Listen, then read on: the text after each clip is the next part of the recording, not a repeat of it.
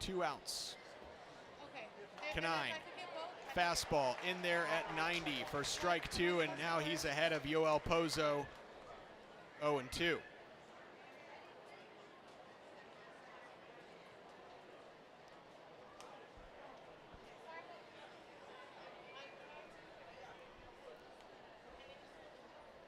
Canine's pitch, the breaking ball, strike 3. So despite 2 runs, Brett Canine strikes out the side, and we head to the bottom of the first with the Sugarland Space Cowboys trailing Round Rock 2-0.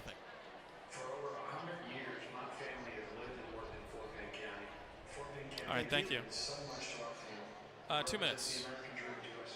Now we're proud and honored to give back to serve the community. Florida Memorial Call. Party fans, it's now time for Ryan John is watching my Mosquito Squad.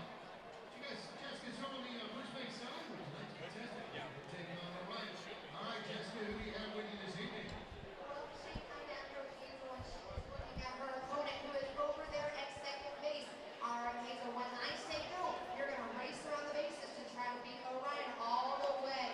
Are you ready? Let's put you right here on first base. Going to face Orion. Miss out on the things that most kids take for granted. And like kids, be kids.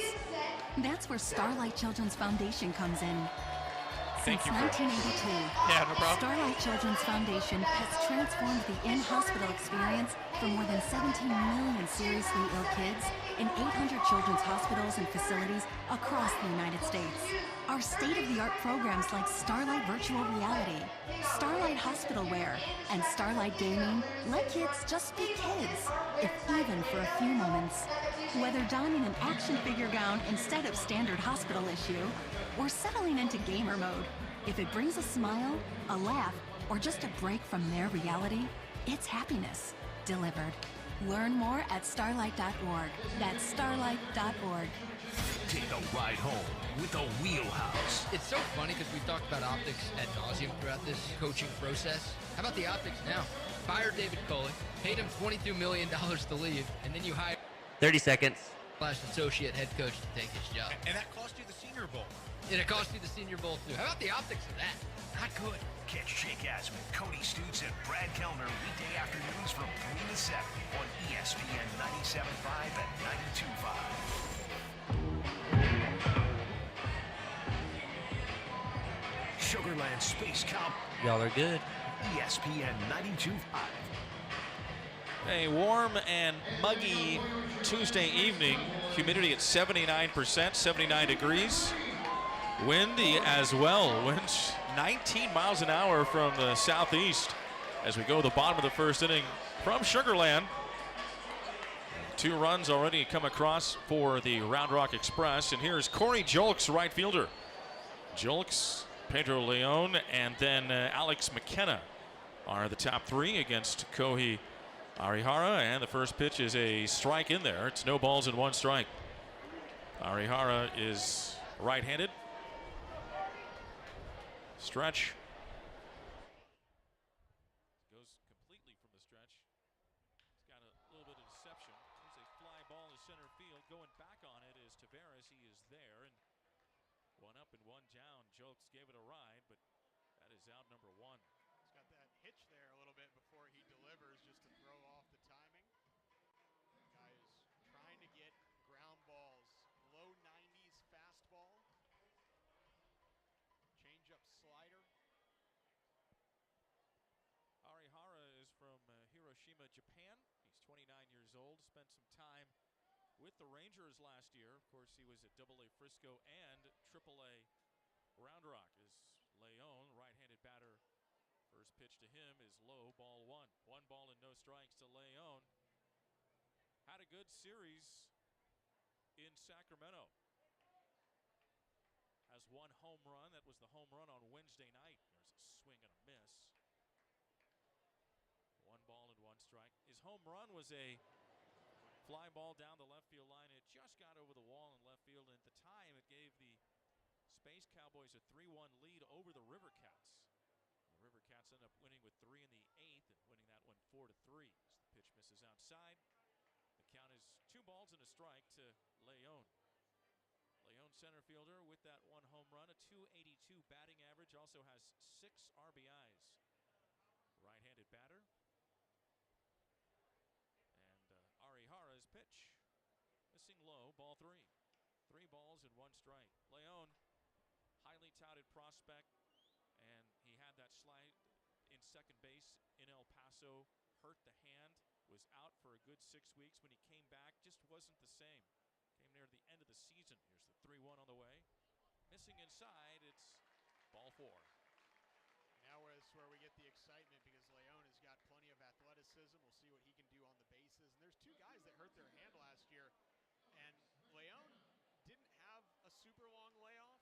Jeremy Pena had a very long layoff after breaking his wrist, and then he came from single A to triple A and absolutely tore it up and is now the starting shortstop for the Houston Astros. But Leon, first season playing minor league ball in the United States after an extremely successful professional career in Cuba. It feels like this year is sort of the first year where he's fully healthy and he can really do some damage and try to make his way to the majors. Here's Alex McKenna, a couple of RBIs on the season. Bats from the right side, and McKenna takes a fastball inside from Arihara. Ball 1. 1 ball and no strikes. Round Rock, 2 runs in the top of the first. 2-run double by Zach Rex off the top of the right field wall, and they have a 2-0 lead as the Space Cowboys bat in the bottom of the first inning. Arihara delivers the pitch. Fastball is a strike right at the letters. 1 ball and 1 strike with 1 out to McKenna, and the runner at first is Leon. We got a little number change with J.J. Matijevic. He's on the LeBron train. From 23 in college to 6 last year, back to 23. Sometimes it's because a player already has that number when they jump from AA to AAA or what have you. Pena was 23 last year, wasn't he? Yes. So that would have been it. 1 ball and 1 strike. And how about Jeremy Pena at the big league level already making an impact for the Astros? Oh, he had the best moment of the weekend. Now, home run with his parents watching on an interview on the Apple TV broadcast. Here's the 1-1 with Leon on the move. Pitch is low. The throw to second. Not in time. And Leon, a stolen base. As the pitch was a ball to McKenna. And Leon showing his speed right there. The 5-tool player. That's what you want in a guy. And Pedro Leon, some time at shortstop last year, some time in the outfield. Can run, can throw, can hit. Has a little bit of pop. Play the field. Looks like he may become a really good player and still very young. 2 balls and a strike to McKenna. Look back to second base. Arihara delivers. High fly in the right field. Ballpark will hold it as Rex comes in battling the wind and thinking about tagging, but going back to second base. Oh, just getting in there is Leon. Leon, he tagged, went about 2 steps towards third, tried to get back to second when he realized that he was going to go back, and he just barely made it in there. He sort of froze on his way back there and allowed Round Rock to have a decent look in there, but just got back in, and now runner in scoring position for the guy who supplies the power for the Space Cowboys so far, J.J. Matijevic. Matijevic in his first at-bat of the season hit a home run over the bullpen in right field in Sacramento. Ended up with a couple of home runs over the weekend, hitting .313 with 3 RBIs, and that's with him missing 2 ball games. Arihara's pitch is low for a ball, 1 ball and no strikes. On the Tuesday game a week ago today in the season opener, he was hit by a pitch and hurt his knee. Stumbled over there to first, and he gutted out the half inning and then was replaced defensively. But he missed then Wednesday and Thursday's games before coming back on Friday. Arihara looks back to second. The 1-0 on the way. That one misses low. It's 2-0. 2 balls and no strikes to Matijevic, who had a career year last year between AA Corpus and AAA Round Rock. 9 home runs at AA Corpus, and then he had 16 home runs here at AAA Sugar Land. A 2 ball, no strike count with 2 outs, and Arihara's pitch missing inside, ball 3. 3 balls, no strikes. And I know you got to visit with JJ a couple of times last year, and of course, University of Arizona product. Story's always been he's a great hitter. It's just finding a place for him to play in the outfield. Shortstop in high school, bounced between second, left, and first in college, and left field and first base last year here in Sugar Land. Goes on a 3-0 pitch and fouls it out of play over on the left side. Strike one, 3 balls and 1 strike. Plenty of foul territory at Constellation Field in between the bases. Down the right field and left field lines where the seats jet out halfway, and then from the line to the seats, the padded wall, it's about 20 feet. 2 outs and a 3-1 count to J.J. Matajevic. Left-handed batter, right-handed pitcher Harihara. And here's the pitch. Upstairs, ball 4. Throw to second base. It's going to be thrown into center field. Sam Huff tried to pick off Leon at second base. Problem was no one caught the ball and it went into center field.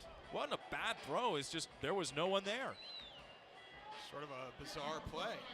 That is an error on the catcher Huff, E2, with Matajevic walking and going to first base. With runners on the corners, 2-0 Round Rock. Bottom of the first inning, Space Cowboys batting. Corey Lee coming up to the plate. Lee is hitting an exact 200 with no home runs and just 1 RBI. Bats on the right side, and Lee takes a first pitch strike called. No balls and 1 strike. Lee, a good year last year at AA Corpus, and then when we got the call up to AAA Sugar Land, he struggled a little bit. But not a big kind of sample of games he couldn't get to play just because of the end of the season. The count is no balls and 1 strike. The classifications below AAA, AA, Single A, Low A, also all finished about 2 weeks before AAA season finished. So got to see Lee here for a couple of weeks. Here's the 0-1 on the way. Toss back to first base, and going back in safely is Matajevic. The Express are in road gray uniforms, gray pants. They've got navy lettering with the red trim, Express. For many, many years, Round Rock used to be a minor league affiliate of AA and AAA of the Houston Astros. Here's the 0-1. Line fair down the third baseline. Leon will score with no problem. Matajevic is going to be stopped at third base, and Lee gets an RBI double. Great piece of hitting there from Corey Lee, and Lee spent his offseason, or at least much of his offseason, living here in Houston. Would go every morning to Katy to work out with another great hitter, Alex Bregman. And so I think some good things rubbing off from a professional hitter like Alex Bregman onto Corey Lee, spending a lot of time with him. And the Astros have high hopes for this guy in the near future. Got a couple of catchers that are a little bit older at the major league level, still both very effective in Martin Maldonado and Jason Castro, but this guy, Corey Lee, is supposed to be the future of the catcher spot for Houston. Hensley, right-handed batter with 2 outs, and Hensley takes a breaking ball that misses low for ball 1. 1 ball and no strikes to David Hensley. Hensley, a 3-run home run on Sunday's game in the 6th inning, and that broke it open for the Space Cowboys. From 4-1 to 7-1, I should say, to 7-1.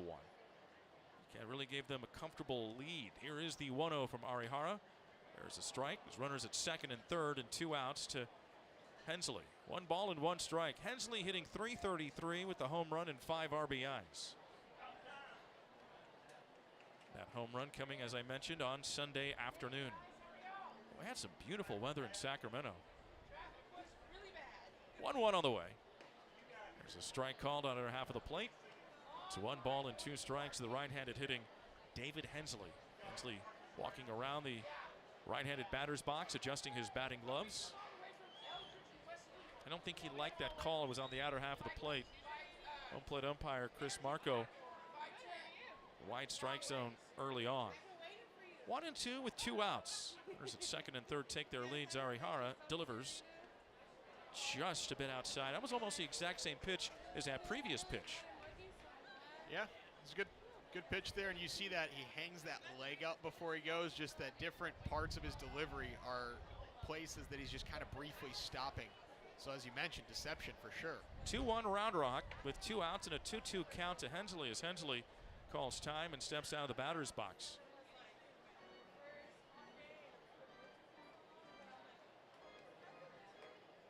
Vladimir Satel is the first base coach for the Space Cowboys, and coaching at third. Also the manager is Mickey Story.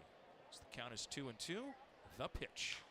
Foul, and it's barehanded by Mickey. Wow. Nice play. And then he throws it over the protective netting that they have down the first and third base lines here. They do it almost just in every ballpark now. The netting that goes over the dugouts and down the first and third base lines. Mickey's got to arch it up a little higher to get that over the net to get it to a young fan. That was a phenomenal defensive play by Mickey Story. Well, he's showing you why he was a Gold Glove pitcher. The 2-2 on the way. The lead at second and third by the runners, and the pitch to Hensley is strike 3 down the middle. A fastball from Arihara, and it retires the side as the Space Cowboys in the bottom of the first get 1 run on 1 hit, no errors. Oh, excuse me, there was 1 error, and they strand a pair. At the end of 1, Round Rock 2, Space Cowboys 1. You are clear. So I've done pretty good going without saying Skeeters on the air, but my tweet said Skeeters. I just, oh my God, just totally blanked because I was trying to like type it out quick and tag the right people or whatever. So luckily my buddy like DM'd me here, like he goes, oh, it's Skeeters, huh? I'm like, no.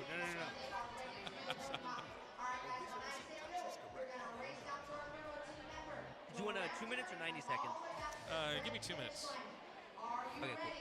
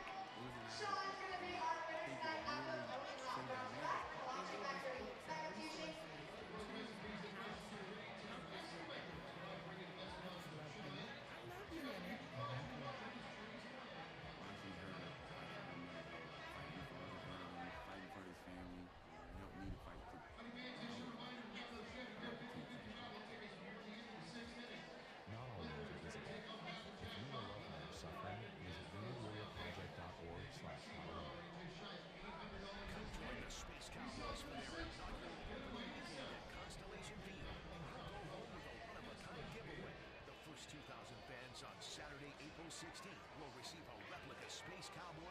30 seconds. Presented by Constellation. We'll close out the weekend by giving away ready-to-ride T-shirts on Sunday, April 17th. Presented by Amaro Law Firm. Don't miss out on your chance to secure one of these spectacular giveaways. Visit slspacecowboys.com/tickets today.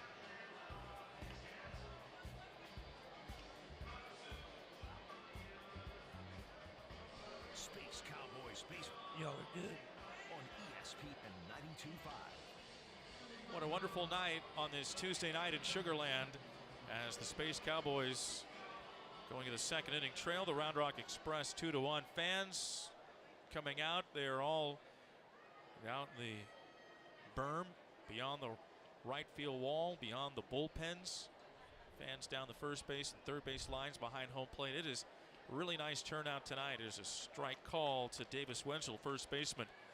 Strike 1 from Brett Canine. No balls and 1 strike. And this will be the only time this month that you can see the Space Cowboys in Sugar Land in person.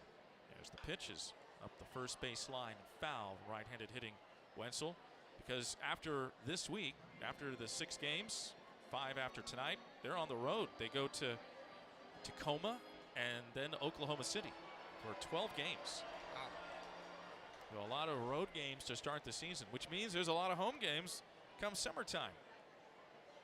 Yeah, look at September and July, very blue in spots. August. 0-2 on the way, lined. That is a fair ball down the third base line. Wenzel rounding first as the left fielder McKenna gets it back into the infield. Degody, the shortstop, takes that throw, and standing at second is Davis Wenzel. Ball was hit well on the inner half of the plate, and Wenzel lining it just inside the line at third base. That's their 4th hit already against Brett Canine, and we've played 1+ inning tonight. Had 3 hits in the first. Wenzel at second base, leadoff double. That's their 2nd double as well. Rex hit the 2-run double last inning. Ryan Doro, number 9 hitter, second baseman, takes inside for ball 1. 1 ball and no strikes to Doro. Doro has played in 5 of the 6 games so far for the Express. There's a strike. He's got 1 RBI. And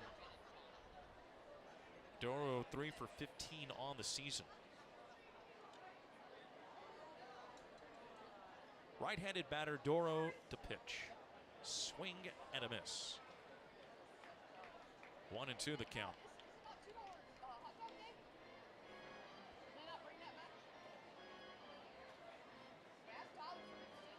A lot of fans with the, as they say, swag of the Space Cowboys. Yeah, team store working overtime. Light blue, navy blue, some orange.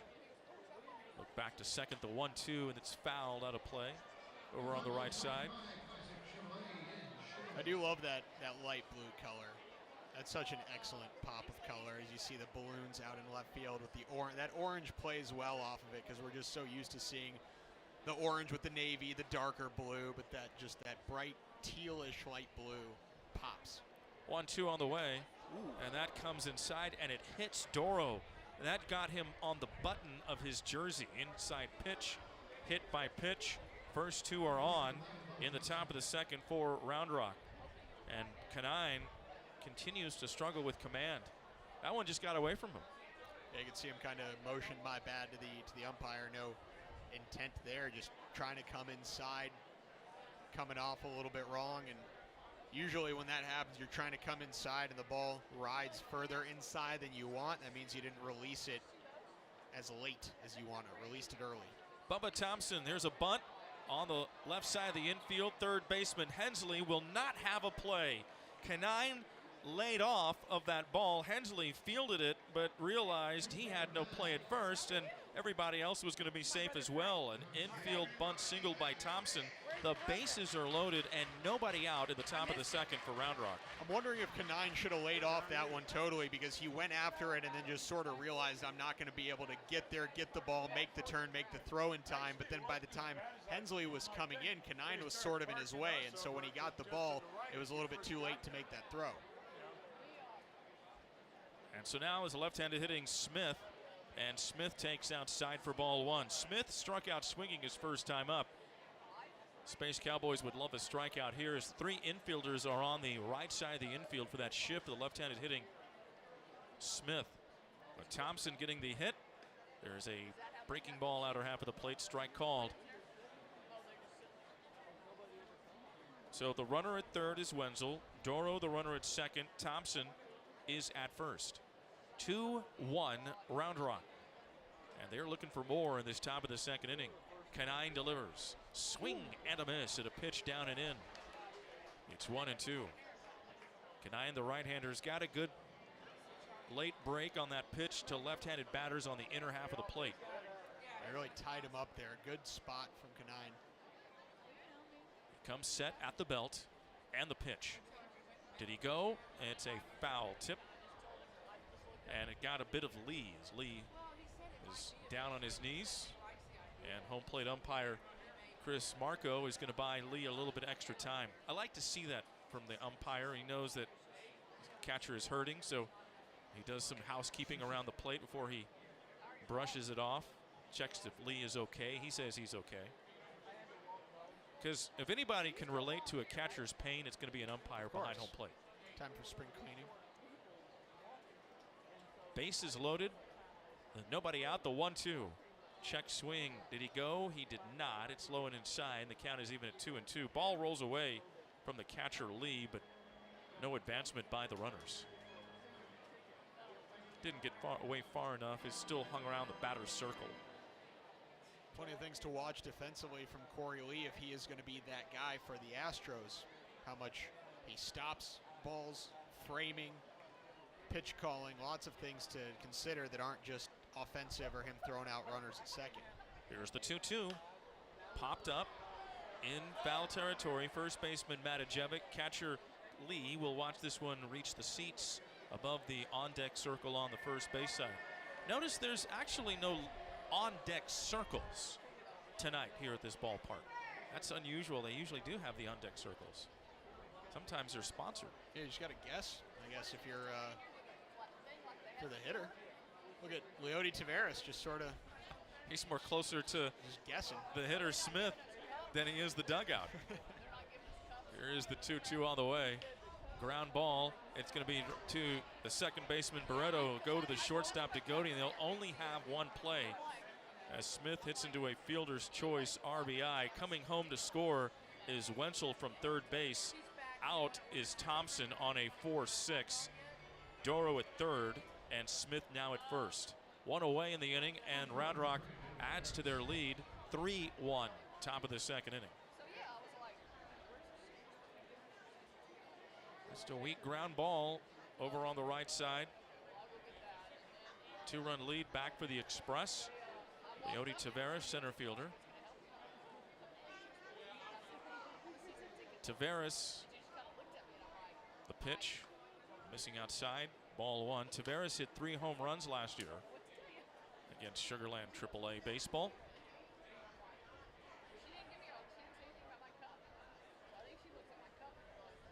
Stretch, runners on the corners take their leads. It's low. Shortstop DeGodia is playing more directly behind the bag at second base. Regardless, it is a shift.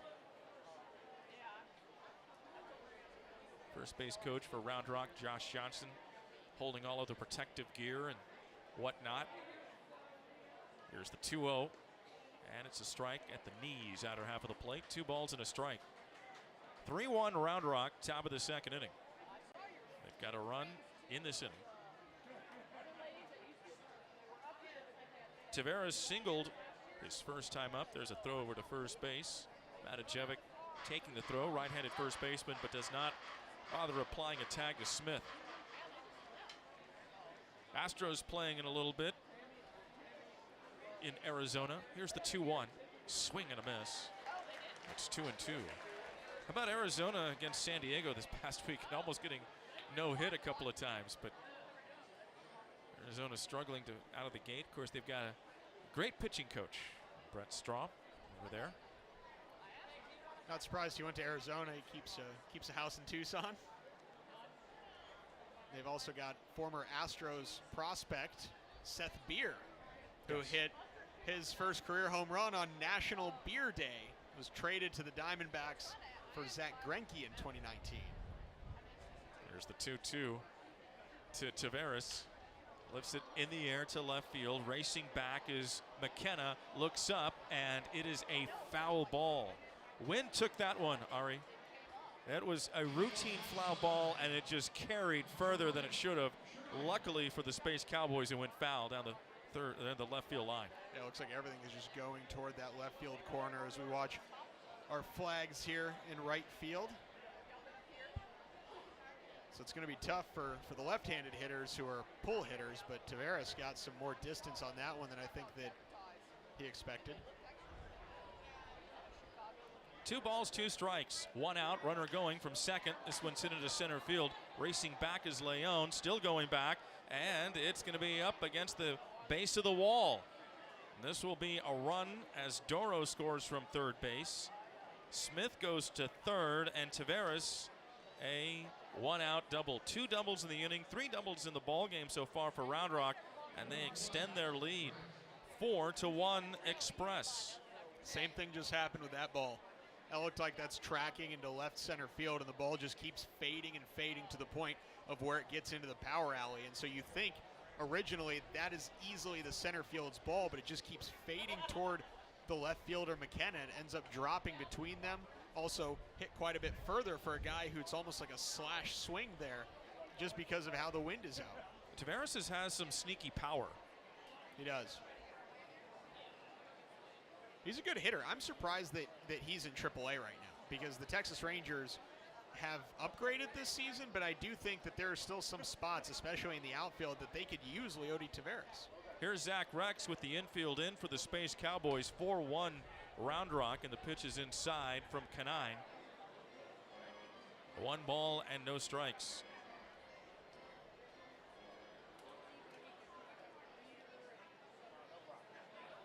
One out, the 1-0 on the way. There is a strike down the middle.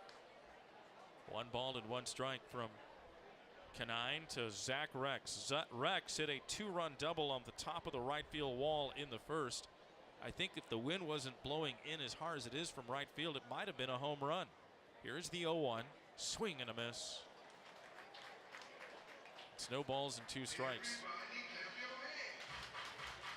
1-2 the count to Rex.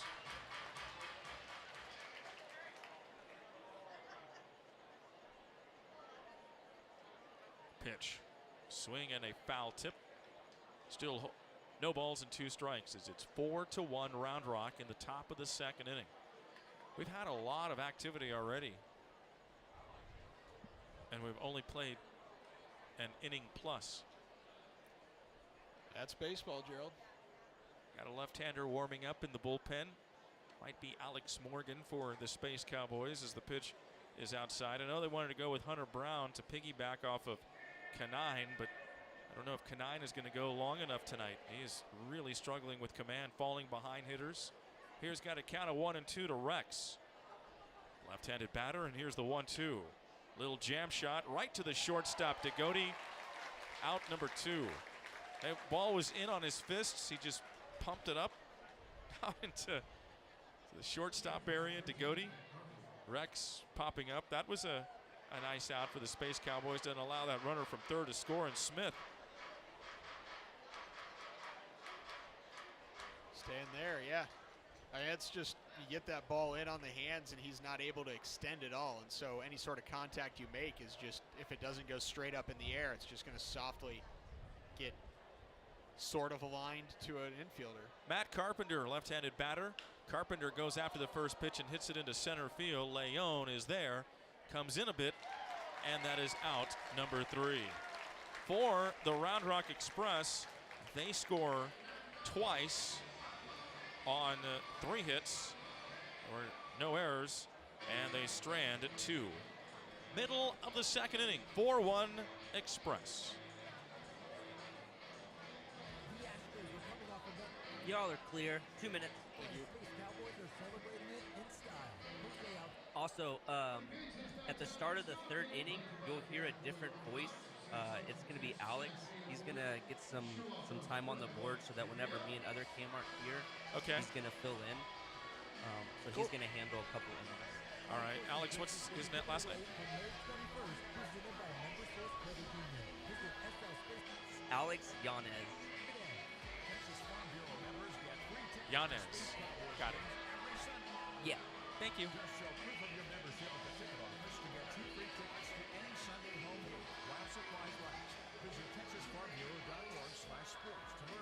Do the middle 3 again?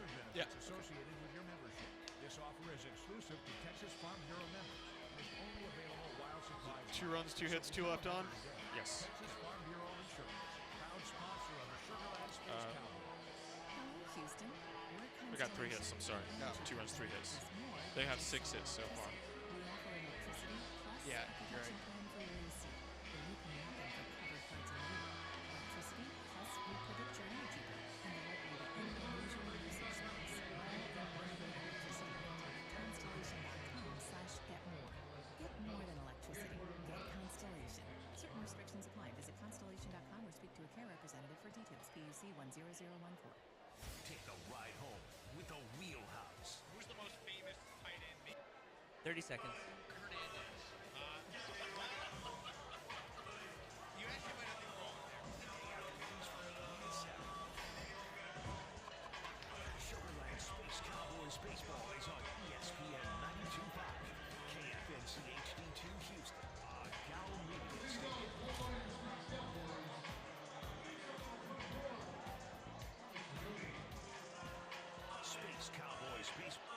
are good. On ESPN 92.5. Round Rock 4, Sugarland 1, going to the bottom of the second inning for the Space Cowboys. It'll be 7, 8, and 9 due up. Alex Degodi, Franklin Barreto, and Michael Papirski against starting right-hander Kohei Ariara. Ariara goes completely from the stretch, and the first pitch to Degodi, ouch, plunks him. Degodi will take his base, and the oohs and the ahs from the fans. Didn't a little look fun. Scary right there. Yeah, did not look fun. High back. Degodi's another guy.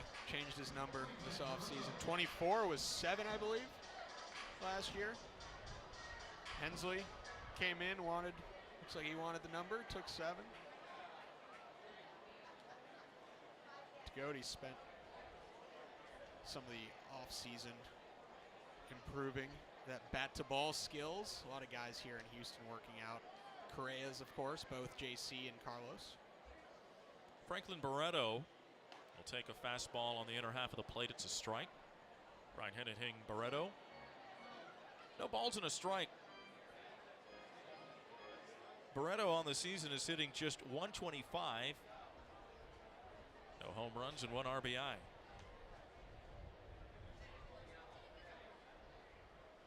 Barreto played in 5 of the 6 games in Sacramento. Grounded, fielded by Smith, the shortstop. He rolls it to the second baseman, Doro, on to first, not in time. That was a good play by Smith. He ranged to his left, and he rolled it over to Doro at the bag at second base. And then Doro picked it up barehanded and made the turn quickly. That was excellent. That's going to go down as just like a standard fielder's choice, but you watch the tape back on that. That was a terrific play.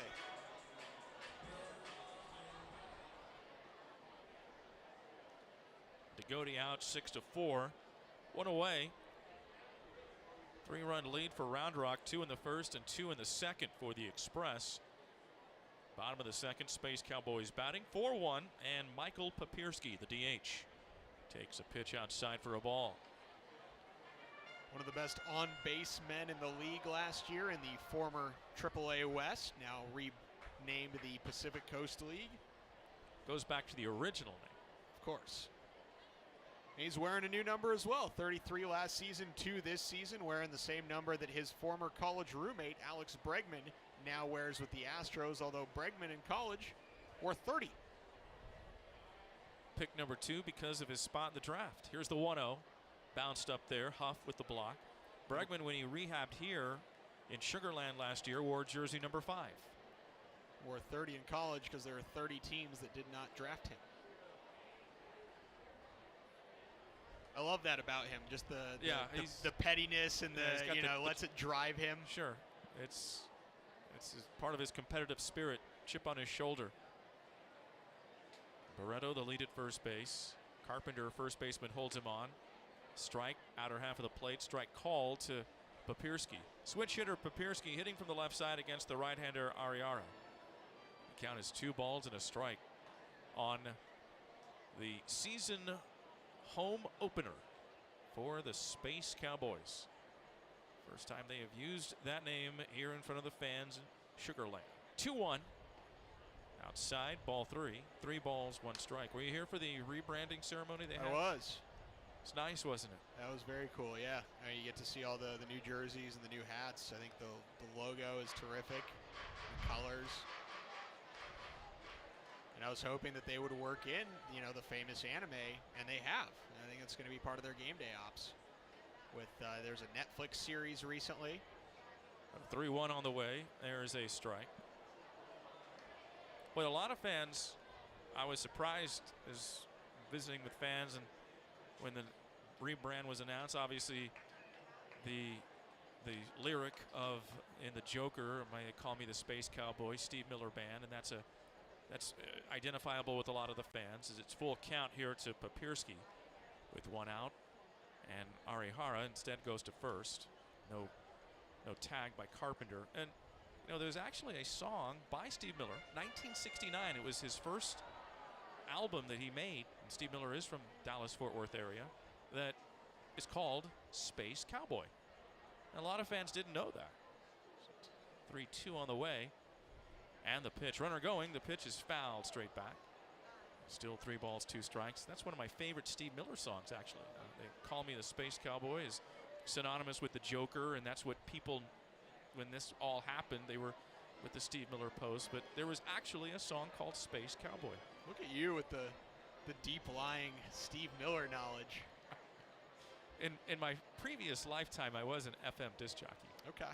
I was too. I was an oldies disc jockey. KCII Radio, Washington, Iowa. Shout out the one to count on. 1 out. Shift is on. Got 3 infielders on the right side of the infield for Papierski, and time is called. That's 3 balls and 2 strikes. It's got a late 60s vibe to that song, which is 1969. Space Cowboy, Steve Miller. Runner going. The pitch is lined into right field, and coming on is Rex. He makes the play, and going to be a dead duck is Barreto, and that's going to be a double play. Barreto took off, and Papierski hit it well, but right at Rex in right field. He throws to Carpenter.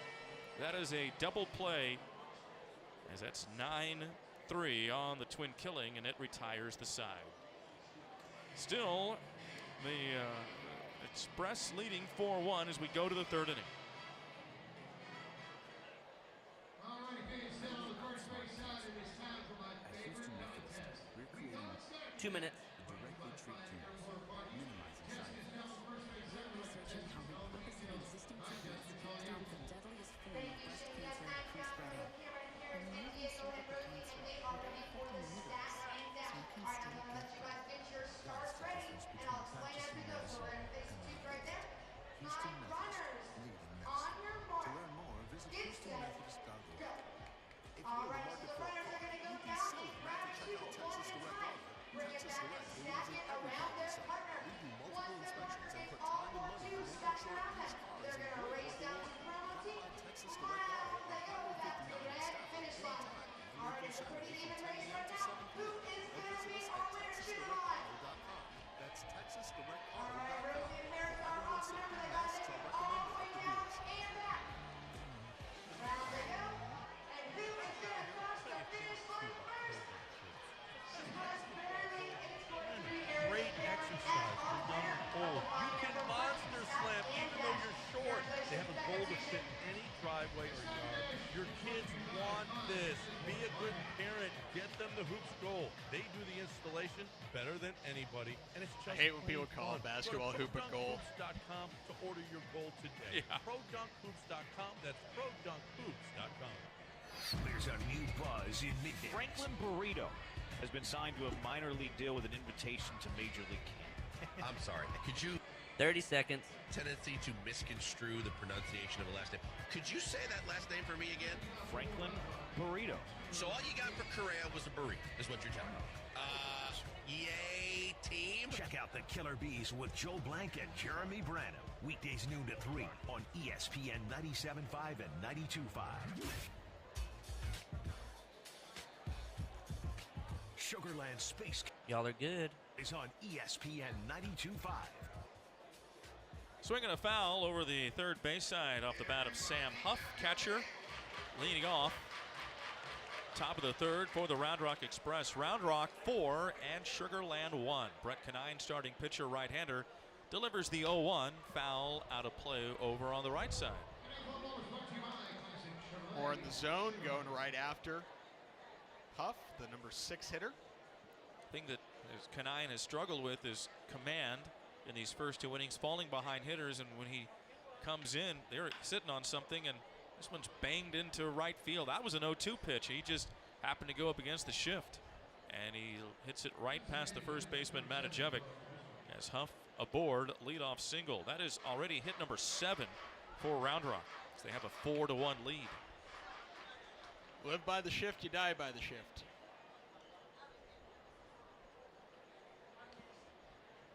Yoel Pozo, DH.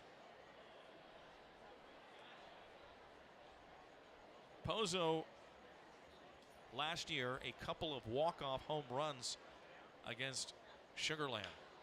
Punches this into right center field, and it will fall in front of the right fielder, Julks.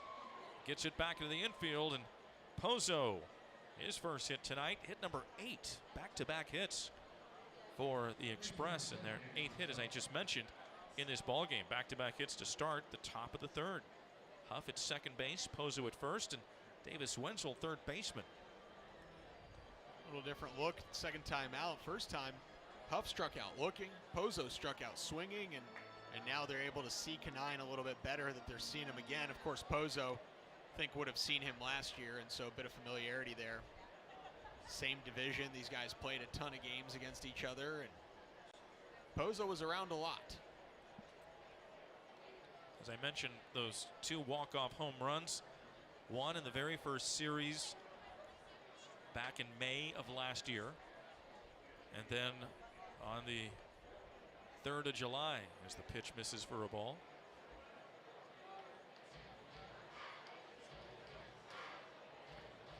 One ball, no strikes to Davis Wenzel. Actually, that was on 2nd of July against Ronel Blanco. Popped up, foul behind home plate.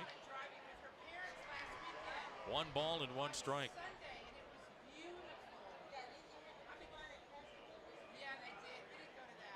For much of the season, Round Rock was right on the heels of Sugar Land in the standings in AAA West. 1-1, low and outside. Really was a 3-team race with Oklahoma City, Round Rock, and Sugar Land last year. Sugar Land being victorious and winning the East Division. The East Division of the West. Right. AAA West East Division champions. Yeah. I'm glad they went back to Pacific Coast League. Here's the 2-1. Comes inside to Davis Wenzel. It's 3 balls and 1 strike. Anyways, Pacific Coast League since the beginning.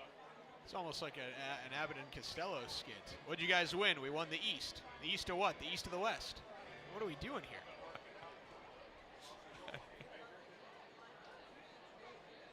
First baseman Matajevic is not holding Pozo, the catcher, on at first. And that's going to be hit into right field. And Jolks gets it back to the second baseman, Barreto.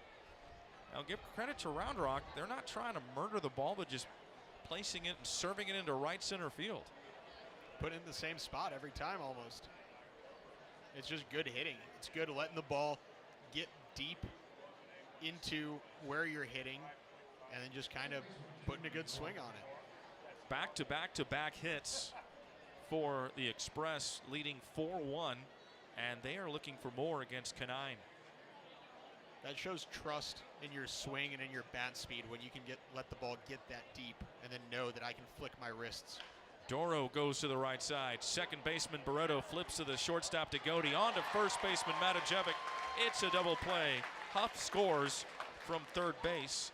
Doro is out 4-6-3 on the twin killing, as is Davis Wenzel. Advancing to third base is Pozo. So Wenzel out along with Doro. Pozo at third. 2 away, top of the order with Bubba Thompson. He's 2 for 2. Top of the third. That run scoring makes it 5-1 Round Rock. 5 runs on already 9 hits for the Express in the top of the third. Canine, right-hander, delivers, and this one misses low to Thompson, ball 1.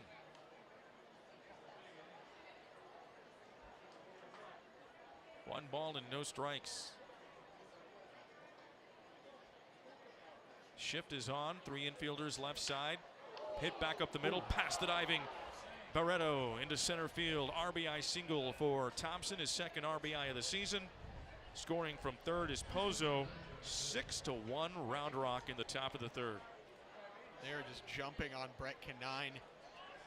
Mix of good hitting and just the pitches staying a little bit too much in the zone, and that's a result of how much he struggled to locate earlier. Now he's trying to make sure that he's throwing early strikes here and getting too much of zone. Third hit for Thompson. He's at first with 2 outs, and Smith, as Thompson goes, the pitch is a strike, throw to second base. Not going to be in time as Lee. It was a poor throw. It was on the third base side of the bag at second. Degody fielding that ball. And it's safe for Bubba Thompson, stolen base. Corey Lee with the little thumb to the forefingers touch there, the international sign of it slipped a bit. Thompson with his 5th stolen base already of the season. Wow. Low for a ball. He has yet to be caught, too. Guy's a regular E6 Sneed.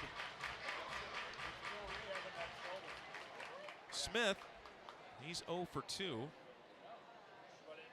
Count of 1 ball and 1 strike with 2 outs. Left-handed batter. He's got the shin protector on the right shin. Open stance. Breaking ball stays upstairs from Kanine. It's 2-1. 6-1 Round Rock. They've scored 2 in the first, 2 in the second, and 2 here in the third.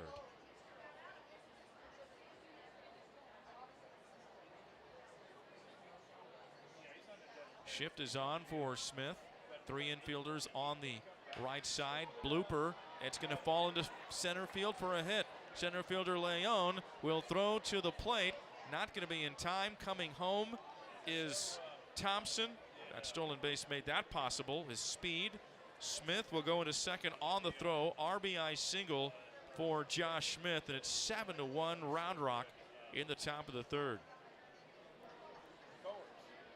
Everything just hittable right now for Round Rock, and Kanine pitches just not getting in the zone the way he wants. It's not getting in the zone the way he wants. Here comes Mickey's Story. On the flip side, though, in this inning, they're not murdering the ball. It's just he's missing his spots, and then they're putting the ball in play.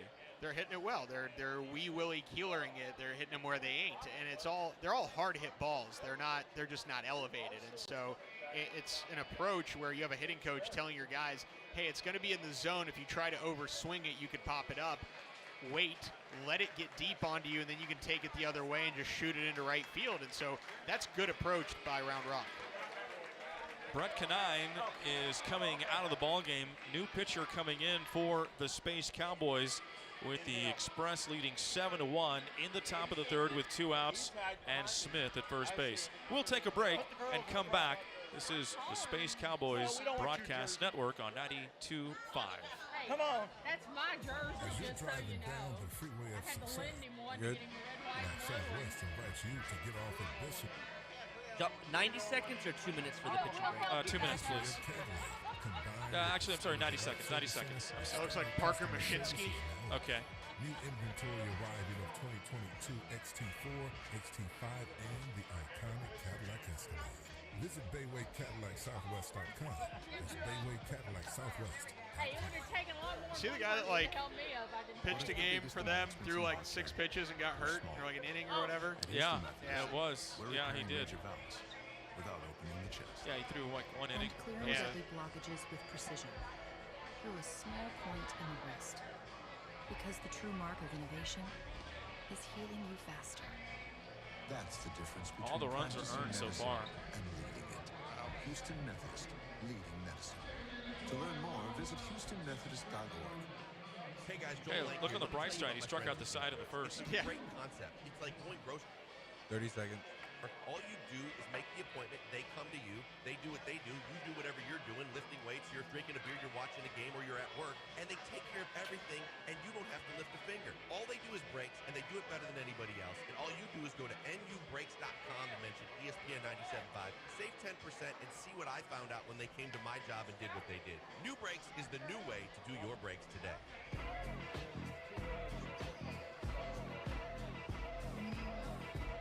Space Cowboys baseball continues now.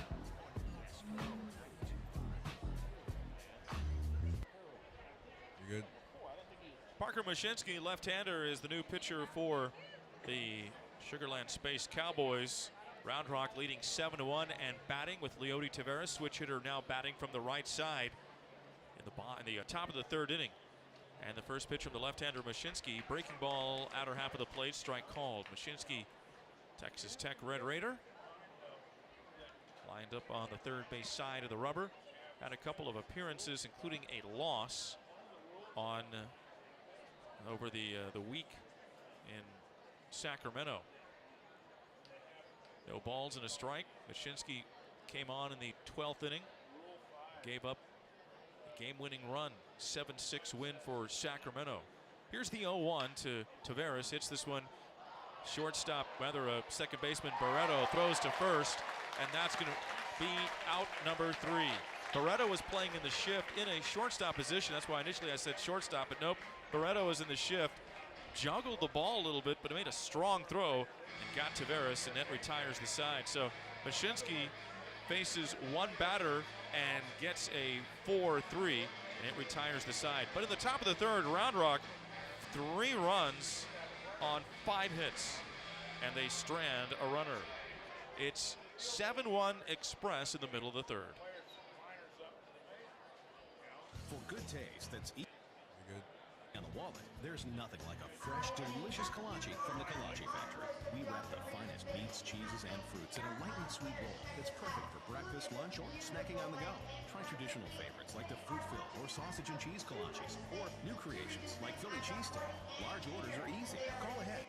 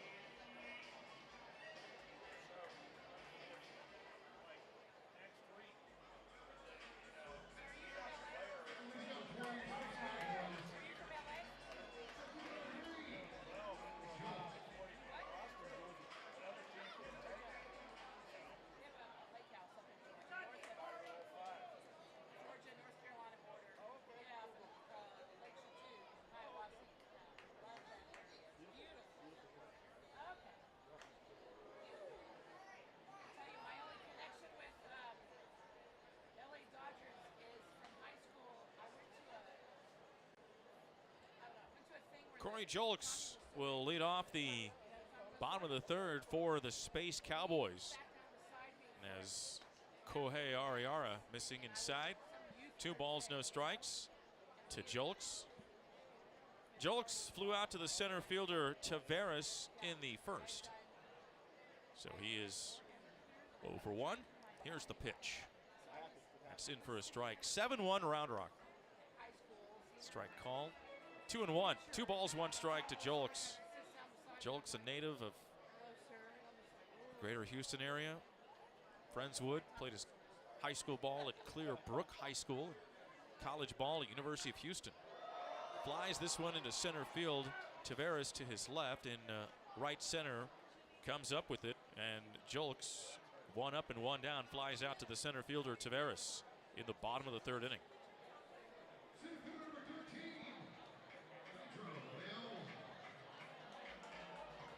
Two runs in the first, 2 in the second, and 3 in the third for the Round Rock Express. Space Cowboys got a run in the bottom of the first inning. RBI double by Lee, scoring Leon. Leon steps in the batter's box. 1 out and no one on. Bottom of the third, the pitch. Oihara missing. Ball 1. 1 ball and no strikes. Ari, you mentioned several times that he's got that deception, kind of hesitation when he delivers. Different missing spots. low.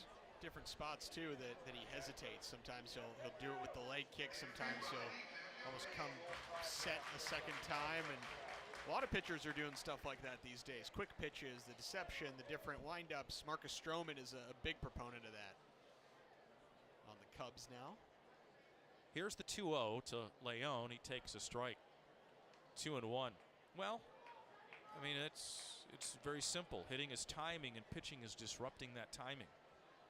Basic of the element of each component of the game. Here is the 2-1 on the way. This one's hit left side. Oh, third baseman Wenzel, 360, and he gets Leon.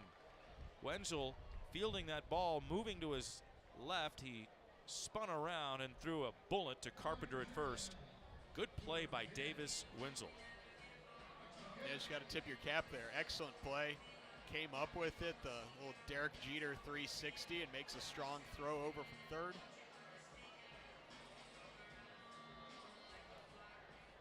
Alex McKenna bats with 2 outs and no one on in the bottom of the third. It's 7-1 Round Rock. Right-handed hitting McKenna against Arihara, the right-handed pitcher. First pitch to Arihara, and that is a pitch that misses low for ball 1. 1 ball and no strikes to McKenna. McKenna, a couple of stops last season in 2021 for High A Asheville, the Tourists, and Corpus Christi, the Hooks. Inside, ball 2. 2-0.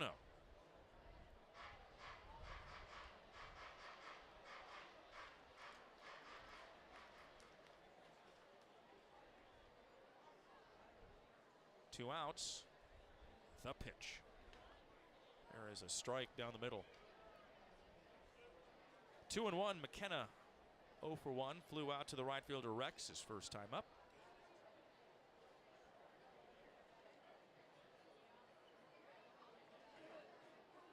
The pitch. It's in for a strike called. Evens the count at 2-2 with 2 outs. No one on. 7-1 Express. Hasn't been one big inning either. Damage in all 3 innings against Kanine. Kanine out of the game, and Mashinsky is in for the Space Cowboys. Fly ball, center fielder Taveras has got a beat on it. A bit to his right, he's there. That'll retire the side as McKenna flies out, and that's the first time that Kohei Ariara retires the Space Cowboys in order as we are through 3. 7-1 Express.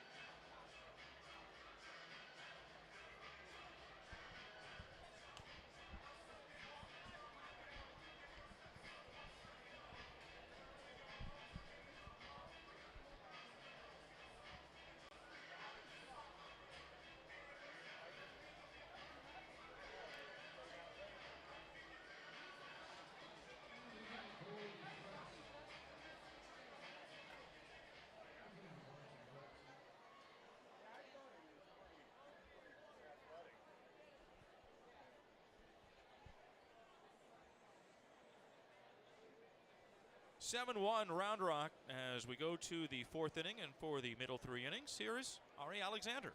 All right, thank you, Gerald. Left-hander Parker Mashinsky in on relief for Brett Kanine, and Zach Rex, the batter. We'll see the 4, 5, 6 hitters for the Round Rock Express as he takes a stab at it for strike 1 with the bunt attempt. Rex coming over from the Los Angeles Dodgers system, a short-time Los Angeles Dodger last season, as he tries to bunt again and again. Another bunt stab missed, and Parker Mashinsky ahead of him 0-2. And in the middle of this lineup here for the Round Rock Express, you have guys with deep major league experience. Leody Taveras, Rex a little less, but he's played up there as Mashinsky's breaking ball fouled off, and then Matt Carpenter, who won a Silver Slugger. This is not an easy lineup to face, and Canine had trouble in his first 3 innings, giving up 7 runs, 11 hits so far, as we are just in the top of the 4th for the Round Rock Express. The 0-2 swung on and missed from Parker Mashinsky as he starts the 4th inning with a strikeout. That's the first time tonight that the Express leadoff hitter has been retired. Canine had faced the 3 hitters in the first 3 innings and all reaching board with hits. Now the left-handed Mashinsky will face the left-handed Matt Carpenter. Decade of major league experience, 3-time All-Star, a Silver Slugger winner in 2013, mostly for the St. Louis Cardinals. As Mashinsky's first pitch bounding away from Corey Lee for ball 1. Carpenter played his high school ball here, Missouri City, Elkins, won a couple of state championships in 2002, 2003. His father was his high school baseball coach, Rick Carpenter. Pitch from Mashinsky in there at 92 for strike 1. And I want to give a special shout out, a happy birthday shout out to Rick. Today's his birthday. So Matt's dad, Rick, is celebrating a birthday today. So happy birthday, Rick. 35-1 record in that prep championship in 02 as Carpenter fouls one off in the middle of the wave here at Constellation Field. I think, is that our first Space Cowboy wave in the history of Space Cowboydom? It is. You know, that one loss came to Joe Savory, who was in the Phillies organization, and the Lamar Redskins. They were called Redskins at the time, now they're the Texans. That was that one loss in 2002. 1-2 from Mashinsky, and a check swing fouled off by Matt Carpenter. It was teammates with James Loney, who went on to play with the Rays and the Dodgers. The high average, low power first baseman, James Loney. Very rare type of first baseman. You don't see a lot in the major leagues. Matt Carpenter, no batting gloves. Parker Mashinsky, no problem. Check swing, strike 3. Carpenter not pleased with the call, having an extended discussion at home plate before he walks off. And Mashinsky has opened up this inning with back-to-back strikeouts. Well, I mentioned this in the first inning about home plate umpire Chris Marco about his strike zone being wide, and he's calling it for both sides. Some room for Mashinsky to work as Sam Huff, the catcher, steps up to the plate. Mashinsky breaking ball inside. It's like a cutter there. Low and in for ball 1. And Huff struck out looking his first time up. Singled last inning in the 3rd off of Canine. Man, Mashinsky's job is to keep it close. Don't let the Express run away.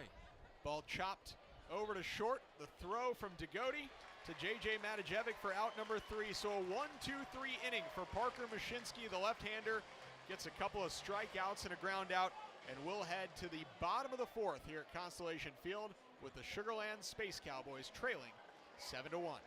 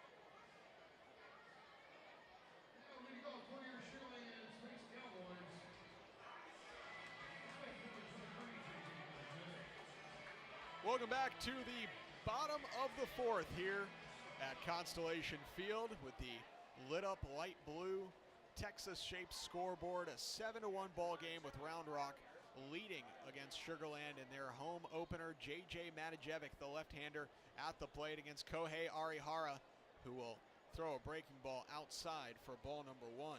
I like that blue outline on the Texas-size shaped scoreboard here at Constellation. Nice touch.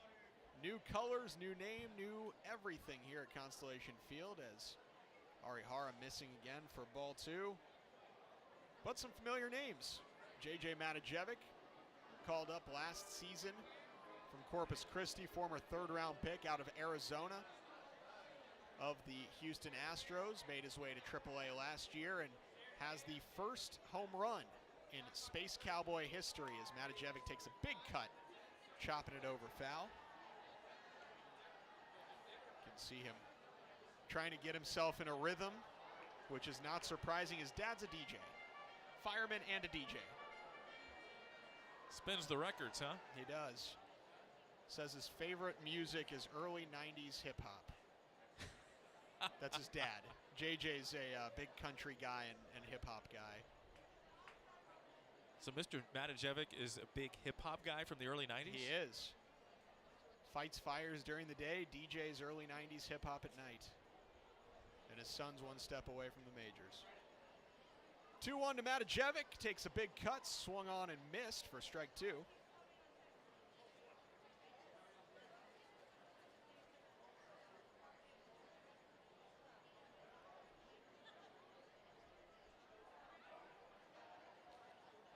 JJ spent much of his time this offseason in Florida, has been in Arizona before for the offseason as he swings and misses for strike 3, was roommates with Forrest Whitley for an offseason. Who will be back here in Sugar Land once he recovers from Tommy John surgery. So the strikeout of Matajevic gives the Space Cowboys one out, and now it is the top 100, number 1 ranked prospect in the Houston Astros system, catcher Corey Lee, who doubled in the only run for the Space Cowboys in the first inning. First pitch missing, change up from Arihara. Lee, the former Cal Bear, first round pick. Plenty of expectations placed on number 5. 1-0 and a big cut from Lee.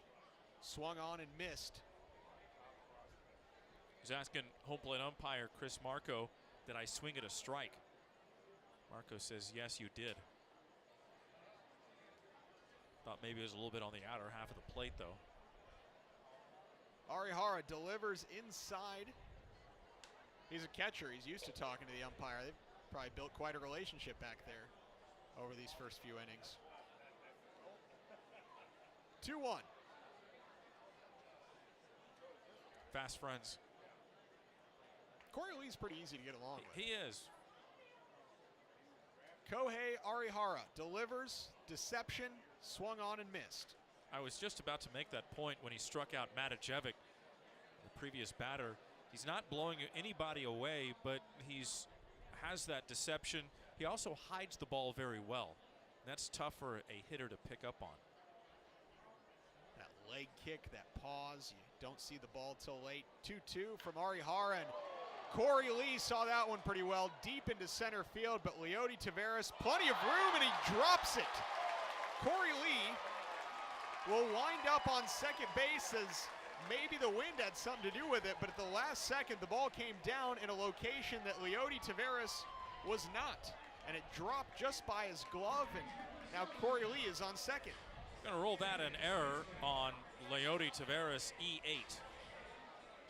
I think that's the right call. Obviously, he was under it, and he just had a case of the dropsies. I mean, he had camped, and you wonder if the wind had a little late effect on it because he looked pretty relaxed making that catch, and then suddenly it just drops in front of him. Here comes David Hensley.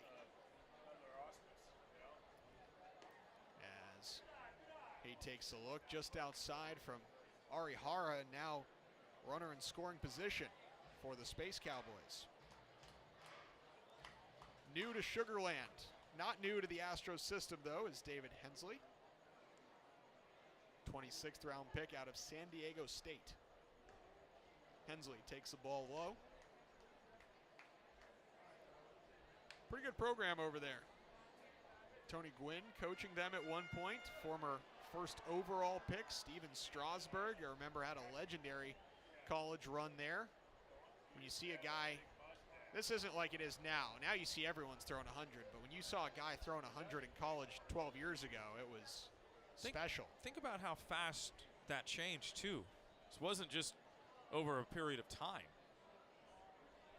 Yeah, it's been about a decade now. Everyone throws 100. Hensley over the shortstop. Mickey Story will hold up Corey Lee at third, and David Hensley has a single. A lot of emphasis placed on velocity because baseball's been around a really long time, and so many guys didn't throw 100 at one time, and now in this short stretch, 10 years maybe, 7, 8 years, guys are, it's expected to throw in the upper 90s.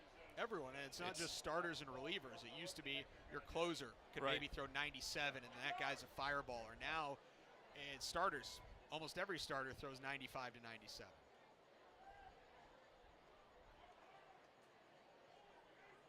Alex Degodi up, the shortstop, takes a strike inside from Kohei Arihara. First and third now for Degodi. You got kids in college. The kid at Tennessee throws 104.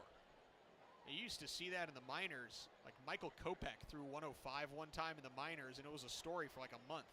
And now you got kids in college throwing 104. Arihara misses inside. Well, remember when Aroldis Chapman first came up, that was a big deal. Not so much anymore. Yeah, he came out of Cuba, and it's like, who's this lefty kid who throws 103, 104? Joel Zamaya, when he hit 103 with the Tigers back in the day before he got injured playing Guitar Hero. That's a true story. Yeah. 1-1 to Degodi, takes a big swing and chops it back foul. One of those baseball injuries. Yeah, there's the Sammy Sosa sneezing one. Is it Clint Hurdle carrying deer meat downstairs and fell? It's a pretty famous one. Joel Zamaya is a good one. Bob Ojeda was trimming his hedges and cut his pitching hand. Or I think Ricky Henderson fell asleep with some ice on him. 1-2, 1 out. Runners on first and third for Alex Degodi, who takes a big cut and a miss. That's a strikeout for Kohei Arihara. His third strikeout of the night and the second out of the inning. And now Franklin Barreto, former Oakland Athletic, former top prospect, spent last season injured. The Houston Astros making lots of major and minor league moves to come in with some depth. Now that Carlos Correa is a Minnesota Twin, they signed Barreto. They signed Nico Goodrum, who plays every position you could think of. Signed Lewis Brinson to play some outfield as Barreto swings at the first pitch from Arihara and slashes it foul. We haven't heard from Brinson since he was hurt in the opening game, turning first and spraining his ankle, and Corey Jolks has been in there ever since. And a lot of these guys that the Astros are signing are ex-top prospects, guys that maybe did not hit the expectation they were supposed to. Barreto, Goodrum, and Brinson are all examples of that. Lewis Brinson was once traded for an MVP in Christian Yelich. Barreto hits it hard and just foul. That one pulled.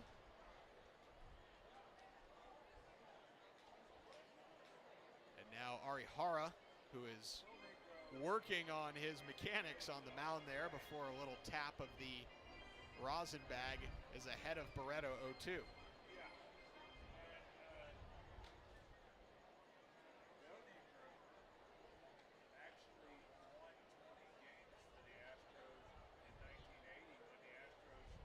David Hensley is on first. Corey Lee is on third. Franklin Barreto down 0-2 in the count with 2 outs. Arihara deals, and it gets bounced into the glove of catcher Sam Huff. Waste pitch there for the Japanese right-hander. Former Japanese League All-Star.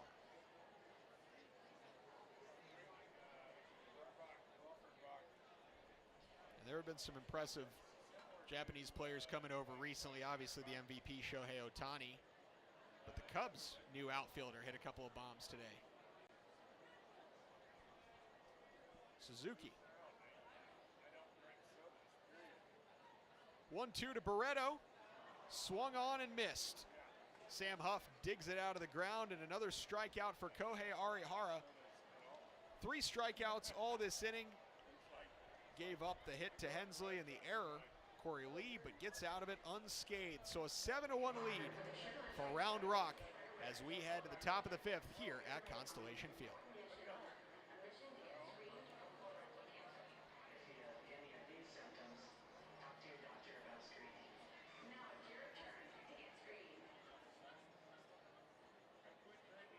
Alrighty, fans, it is now time for some audience participation. It is time for the ball drop. Brought to you by the Texas Lottery.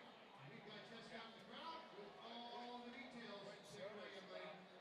Thank you, Gene. Yes, I'm over here behind home. If you heard the man, he said audience participation. That means I need everybody up on their feet because it's going to be the first base side against the third base side. When I say go, 2 big inflatable balls are going to drop down on the suites. It's a race to make it to me all the way behind home. Let's see what side is going to make it there first. On your marks, get set, drop off. Alright, we gotta work as a team, making it towards home. I'm over this way, first base side. It looks like the first base side has the lead right now, but there is still plenty of time. Third base side, make it all the way over here. Oh, third base is making it come down. Who's gonna make it to me first?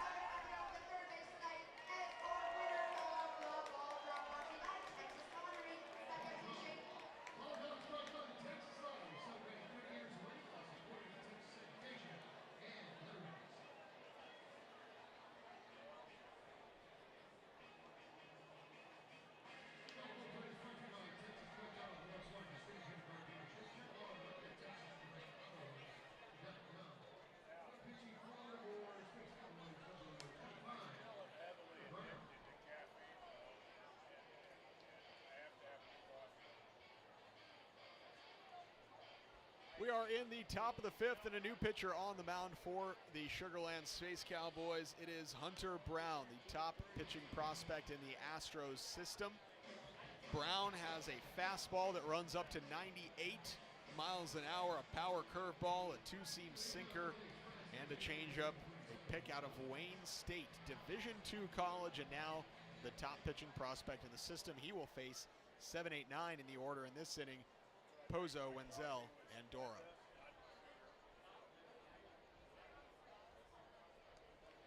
Big right-hander, power.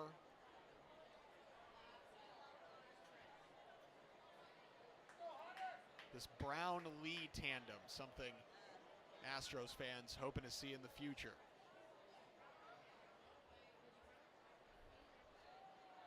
First pitch from Hunter Brown, chopped over to J.J. Matijevic, ranges, makes the catch, and tosses it over to the pitcher for out number 1 on a 97-mile-an-hour fastball. Matijevic was playing more closer to second base, and he had to come a long way. He fielded the ball behind the bag right near the foul line, and there was no way that he could win the foot race with even Pozo catching, rather running the catcher. He doesn't run very well.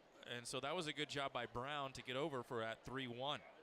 He's doing it again. He's overshifted now as we have 3 infielders on the left side for the third baseman, David Wenzel, as he hits a chopper right at the shift. The second baseman, Barreto, makes the play. and 2 very quick outs for Hunter Brown.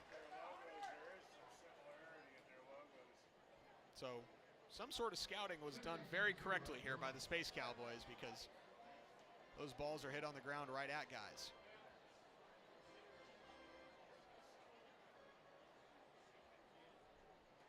Ryan Doro, the number 9 hitter, second baseman, bit of time last season in the majors. Played in AA, played in AAA, played for Texas. Hunter Brown inside at 99. Misses for ball 1, and one thing that we also learned here last season, this gun that's sitting next to me is cold. Right. So 99 might not be 99. 1-0 from Hunter Brown, a fastball again at 99, fouled off. Yeah, I think we came to the realization was 2 to 3 miles off. Could be, because that's saying that this 99 might be 101, and maybe because this is the first home game in the history of the Space Cowboys, Hunter Brown is amped up as the umpire stops him. No, he hit 99 last year. But has he hit 100? No. Not that I remember. Not here, at least. He might on the advanced. We'll see. We'll have to take a look. 1-1 as he goes to that power curveball, and it skips away from Corey Lee.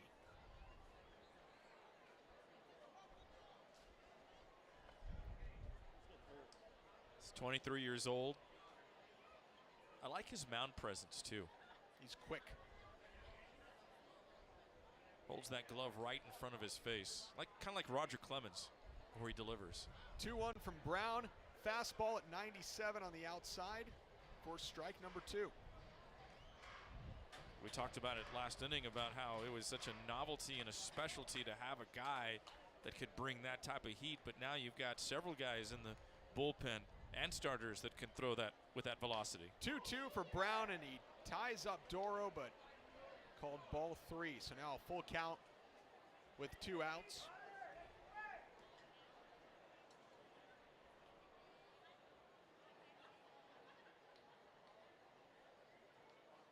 (3-2) to Doro. Hunter Brown fouled off. Who's the hardest thrower we saw last year? It was either Julian Fernandez or Brusdar Gratterall. The Gratterall for the Oklahoma City Dodgers. He's in the Dodgers bullpen now. Boy, Gratterall, he reached 100 here, 101. I think they were telling me Hawkeye said it was 103. 3-2 from Hunter Brown, and he hit him, and it's 96, and that has to hurt. It looks like it went off of his elbow or his forearm. No, it went off of his bat. Are they? And that's a 3 unassisted, Ari. My eyes went right to the hitter, who is down and hurt. And the umpire now talking to Brown, and they got the outs there. Oh, yeah, Matt Hagan, the manager for Round Rock, from the third base coach's box, trying to say, look, that got my player's wrist or hand. He's holding his hand out, and he is in a lot of pain. That's a 96 mile an hour fastball in on the hands, and the call in the field took Sugarland off the field and out. But he's standing there still with the trainer and wipes that hand off. Doesn't look like any call will change. So we'll go to the bottom of the 5th. 7-1, Round Rock leads.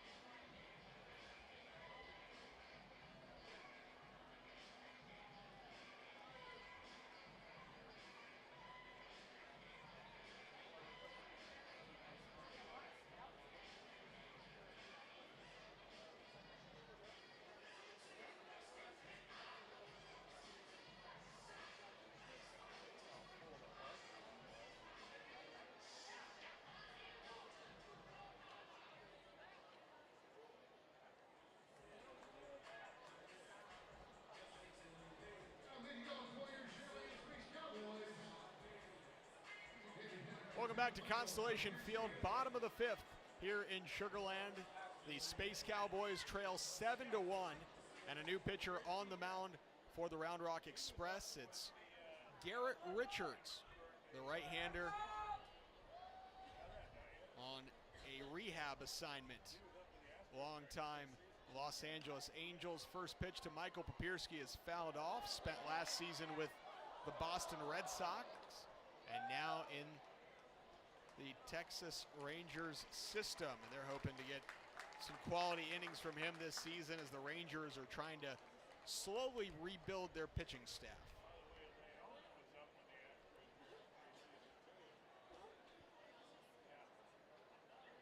Astros very familiar with Garrett Richards. Oh, yeah.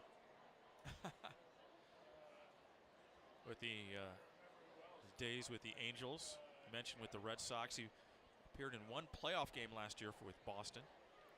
Gets a strike in there against Papierski. That was against Tampa Bay in the division series. The Red Sox playing the Astros in the American League Championship Series last year, but Richards was not on the roster for that.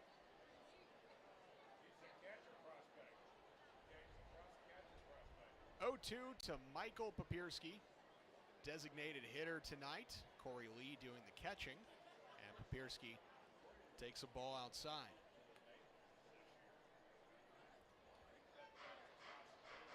Declined the team option to exercise the option for $10 million on Richards. That made him a free agent.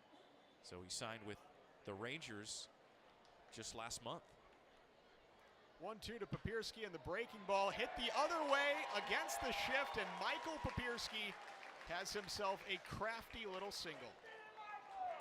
Papierski's one of those heady players, inside out swing and just pushing it down the third base side. Wenzel not even close, the third baseman, to make that play. Infield shifted against the left-handed hitter, and Papierski swung late. Chopped it over there in a spot where no one was, and now he's on first base for the top of the order. Corey Julks, the right fielder. Flown out to center field both times to Leody Taveras. Richards in the stretch, glove low. Deals inside to Julks, who fouls it off. Turned on it too quickly, but he had a vicious cut, didn't he? He did.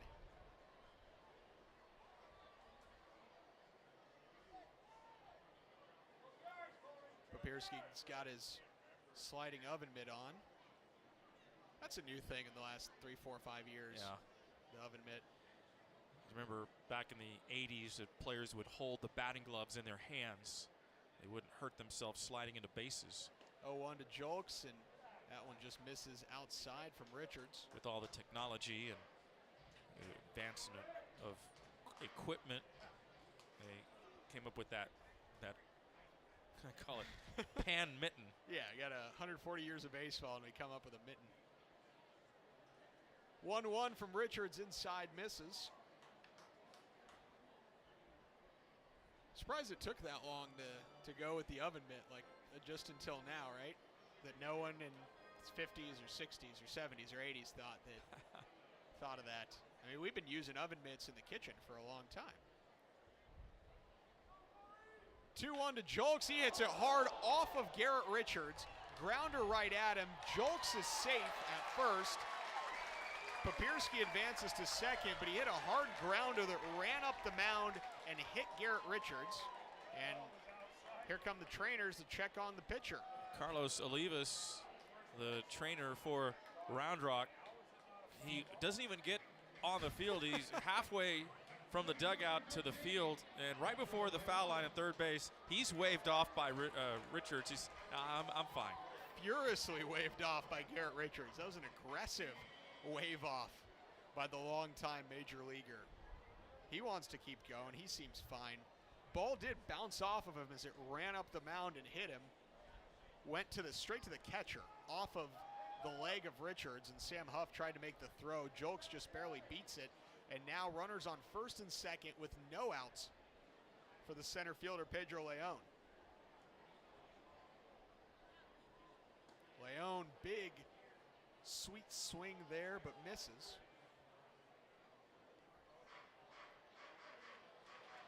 It's always a very pretty swing when the guy lets the one hand go. I always remember Tony Gwynn from the left side. Slapping that ball. He had such good bat control. He could serve it anywhere he wanted to. 0-1 swung on, and Mickey Story. Gold Glover. Another tremendous play in the third base box there by the Space Cowboy manager. Get this guy on the field. He could be a manager player. I saw him pitch with the Astros 2012. He's 2 for 2. Yeah. He's made a lot of good plays over the year plus that we've been around him. When they introduced the team, he got the custom sneakers that they made with all the Space Cowboy logos, and now Garrett Richards calling over Sam Huff to discuss whatever they need to discuss. Here comes the middle infield. They want in on the discussion. Some of the improvements they've made in this ballpark, the Karbach Brewing patio in left field beyond the Regions Bank sign. In the bullpen patio. There's a lot of nice additions they've made to this ballpark.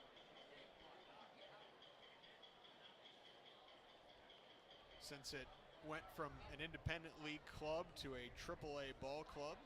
Redid the club level upstairs. It's a very nice club level up there. You were eating dinner up there earlier. Saw the new bar and everything. Yeah, I like the lights. I like the lights in the beer garden area out and left with the Karbach Brewing beer garden. It's a very nice feel. You can go have dinner, have a drink. Used to be a playground out there. Baseball game in the background. The playground. Down center. Yeah. Richards deals, and Pedro Leon hits it hard and deep into left. Camping under it and making the catch is Bubba Thompson. But Leon put a charge into it. That's out number 1. Well, the wind giveth, the wind taketh away. That ball was hit at an angle where the wind knocked it down. It didn't help it. Pretty deep part of the park, too, there. We were talking about the Karbach Brewing beer garden, and Pedro Leon was trying to dunk a baseball in someone's IPA. Didn't quite get there. But good power from the Cuban. Guy hit 380. He's a 20-year-old in the Cuban League, Cuban Professional League, playing against grown men. He's 20 years old, hitting 380. There's a reason the Astros organization very excited about him. Alex McKenna, now the batter. McKenna takes a big cut at pitch from Richards. Strike 1.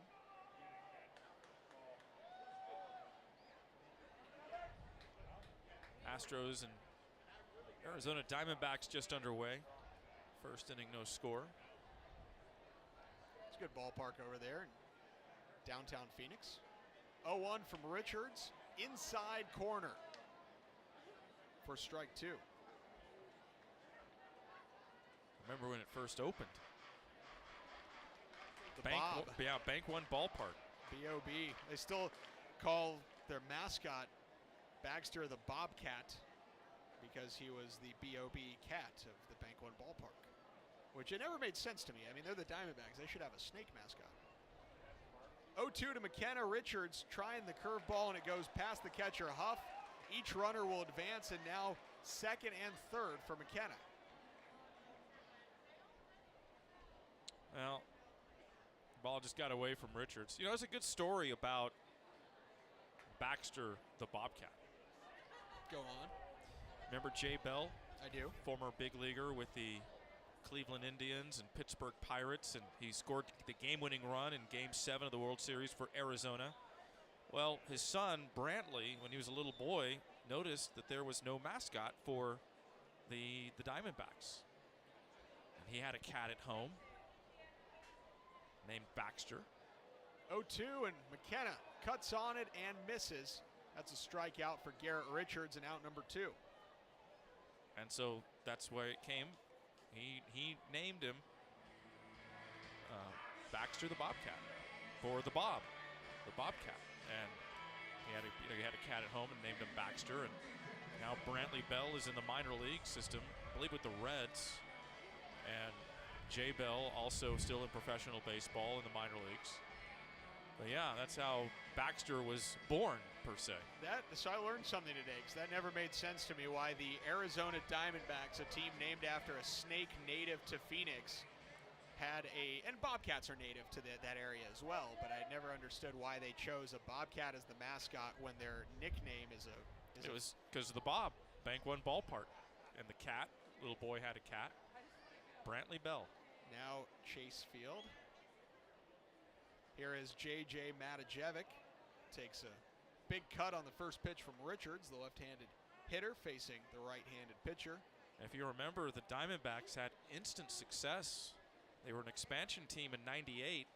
Then in '99, they went to the playoffs, got their hearts broken with Todd Pratt hitting the home run with the Mets in Game 4. The Mets backup catcher, Todd Pratt, one of the greatest moments in Mets history. And almost made the World Series that year against the Braves. But, and then they won the Diamondbacks won the World Series a couple of years later with Randy Johnson and Curt Schilling, 2001. 1-1 to Matajevic and a breaking ball. And you can see Richards wiping his hand off of his pants there because he let that one slip early. Prime position for Matajevic to drive in some runs. A 2-1 count. Second and third for the first baseman.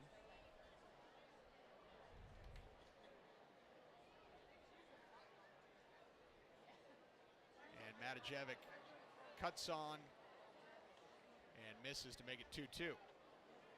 Big swing from Matajevic, as we see from him a lot. Yeah, he doesn't get cheated. Big, powerful cut. Used to scoop up some dirt and sprinkle it like Salt Bay at second base when he was in college, back when that was a thing. Always played with a lot of swagger. 2 outs, 2 balls, 2 strikes, 2 on.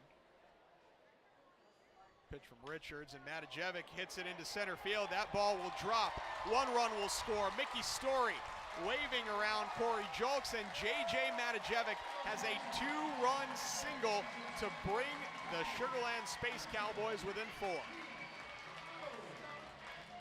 Well, as hard as he swung on the previous swing, he just put the bat on the ball and let it just fall into center field. It was not a hard swing, and I don't know if he was fooled on that pitch or not, but he made contact, and he's so strong he was able to muscle it out into center field.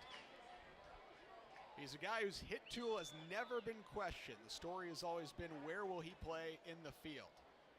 He's at first base now. Corey Lee, the batter, catching tonight for the Space Cowboys, takes a ball inside from a frustrated Garrett Richards, who is now running the velocity up. I think because Richards felt, I made a good pitch. But Matajevic made a better swing.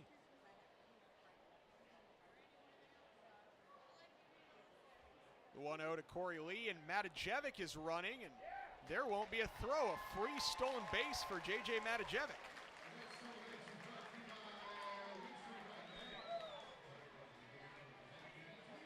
I don't know if he just raised that leg in celebration or just getting stretched out. Took a slide, dirtied up the white uniforms. Mom is not going to be happy with the laundry later. 1-0 to Corey Lee, and a runner in scoring position now. Richards delivers, Lee chops foul.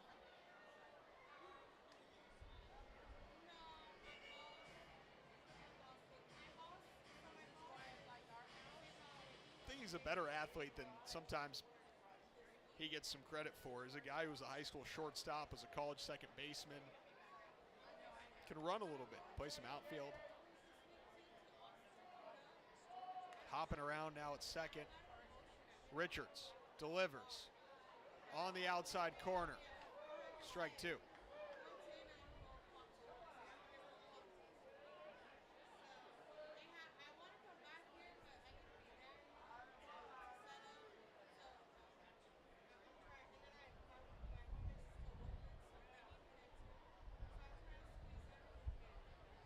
Big spot for Corey Lee here. Lee swung on, foul.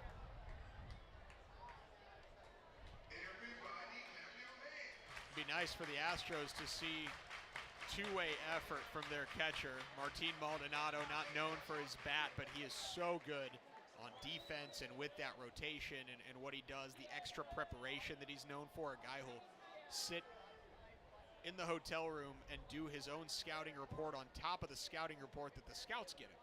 And then he'll mesh that information and bring that to his pitchers. 2 balls, 2 strikes, 2 outs. Runner on second, and Corey Lee hits it right at the second baseman. Nice play there by Doro, and that'll be the 3rd out of the inning, but the Sugarland Space Cowboys do a bit of damage in the form of a 2-run single from J.J. Matajevic. We head to the 6th. Space Cowboys trail 7-3.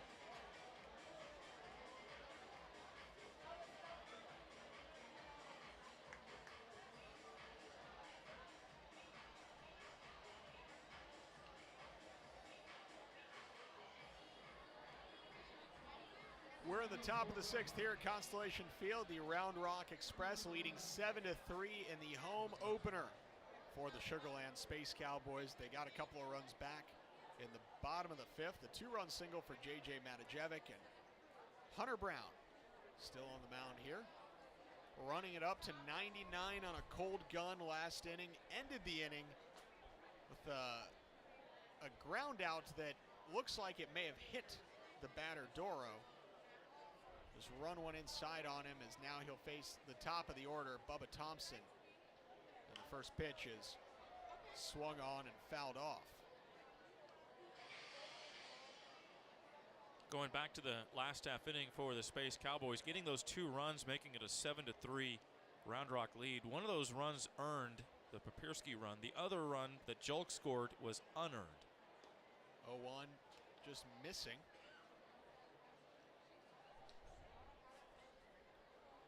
So Garrett Richards getting his work in. Major League rehab assignment, hoping to get back with the Texas Rangers sooner than later, as Bubba Thompson will hit one foul, bounce it back. They're working in the rotation. The lineup has improved for the Rangers, signing Marcus Semien and Corey Seager to enormous amounts of money. Got a lot of money. 1-2 to Bubba Thompson, and that one fouled straight back.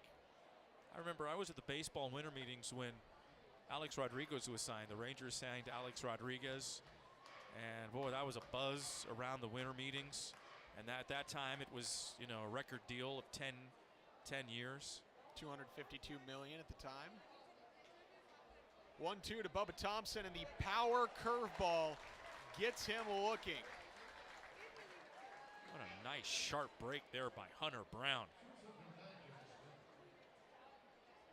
He's got that big power curve to go along with that 99-mile-an-hour fastball. There's nothing that Bubba Thompson can do in that at bat.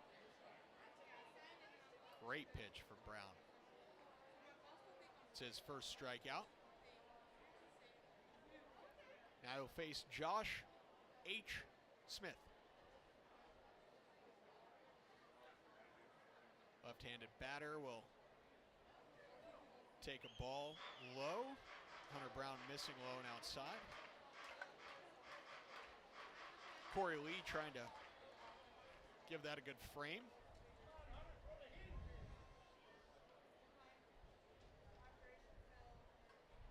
And he's going with that power curve again, and it looks like it bounced off the foot of Corey Lee. He's going to walk it out to Hunter Brown, maybe give himself a second of rest after that ball just crunched off of his toe. Lee was expecting something else other than that pitch, because the way that he tried to catch it, it clearly was not expecting a breaking pitch, and I think that's what they're talking about right now is just, you know, what the signs are and so forth. He's also probably trying to buy himself, like, I'm not feeling too well right now. Because it looked like it got him on the right thigh. And it just, you know, flesh, and it bounced off. He's been beaten up a little bit back there.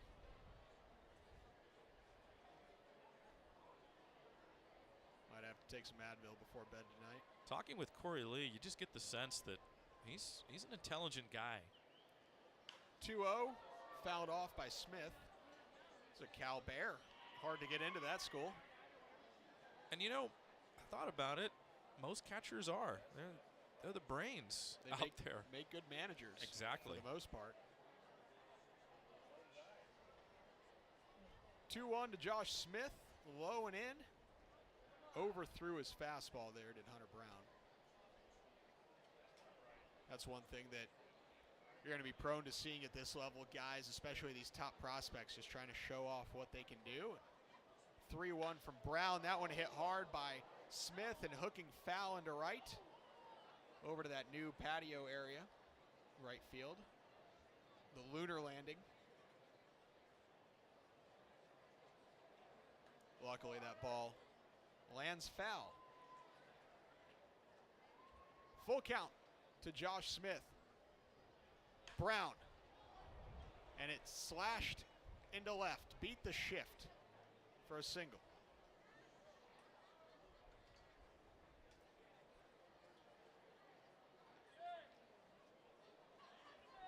So good piece of hitting there by Josh Smith, and that'll bring up the middle of the order, Leody Taveras.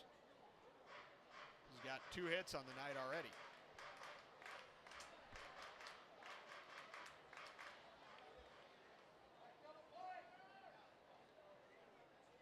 Now Brown into the stretch. Off the corner of the rubber there. Matajevic holding the runner. And that one chopped. Defense shifted over, throw made, and he is safe. So Leody Taveras beats out the throw from Degody, and now it's first and second.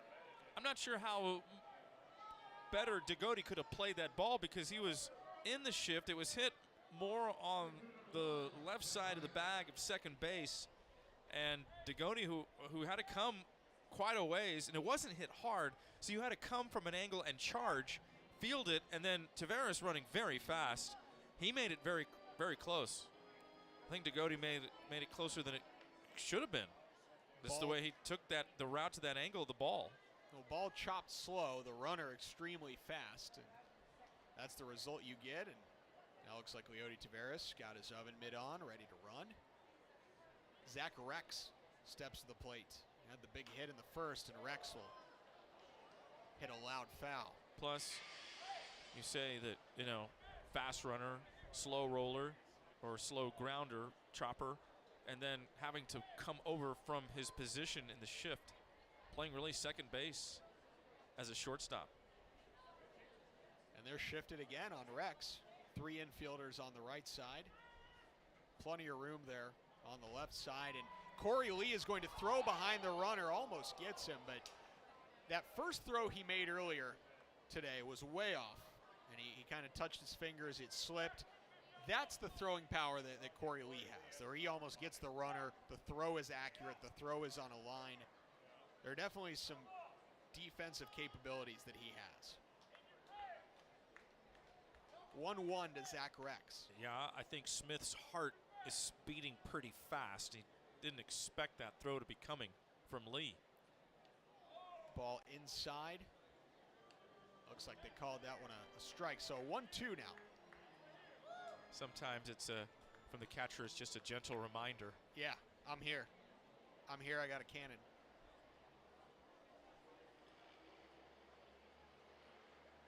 Runners on first and second, 1 out. 1-2 to Zach Rex. And that power curveball for another strike 3 looking from Hunter Brown. And he's a guy that's got the 99-mile-an-hour fastball, but he's getting these strikeouts on the power curve. He's freezing guys, too.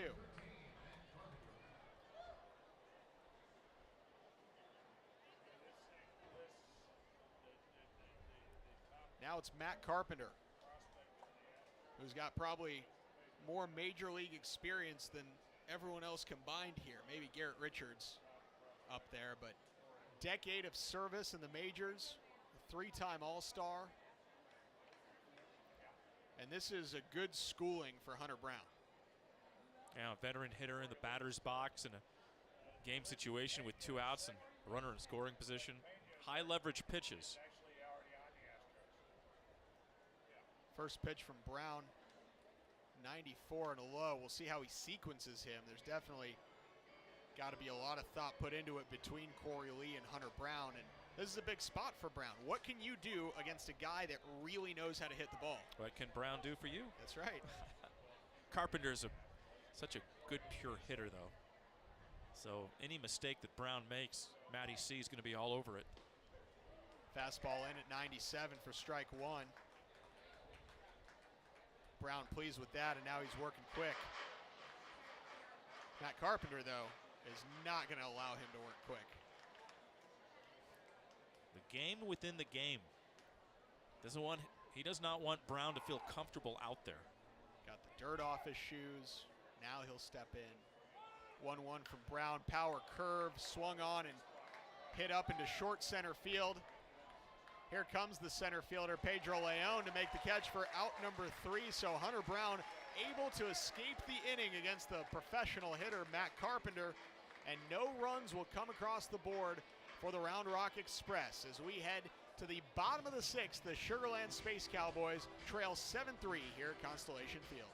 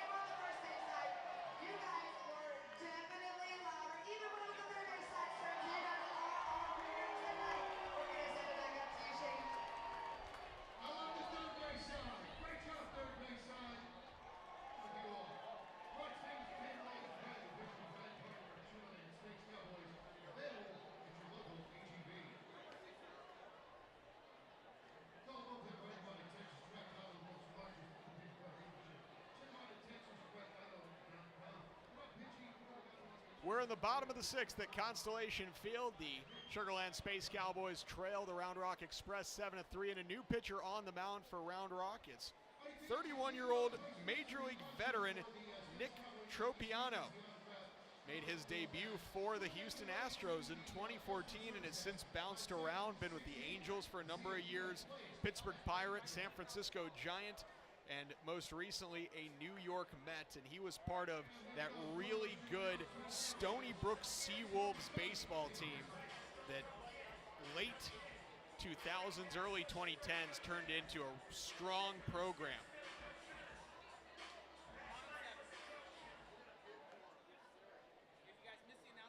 Cape Cod leaguer at one point for the Catuit Kettleers, and now David Hensley steps in. First pitch misses from Tropiano. Saw Tropiano pitch with Oklahoma City last year. It's been around.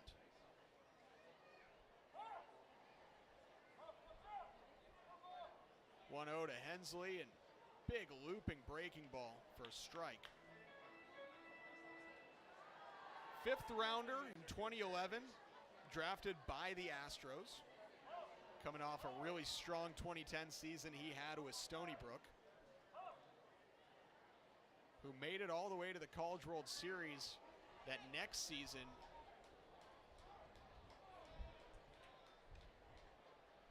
Worked his way up through the Astros minor league system, made his debut. Yeah, Astros drafted him in the 5th round in 2011. Eventually traded for Hank Conger. Tropiano misses, now 1-2 to Hensley. So he's been with the Astros, the Angels, Yankees, Pirates, Mets, Giants, as we mentioned. Played in Sacramento last year, in fact. Also played at AAA Syracuse last year and with the Mets, Dodgers organization. The extremely well-traveled Nick Tropiano. As I say, a lot of labels on the suitcase. Yep, misses inside to Hensley, and we got a full count. I mean, he has been everywhere.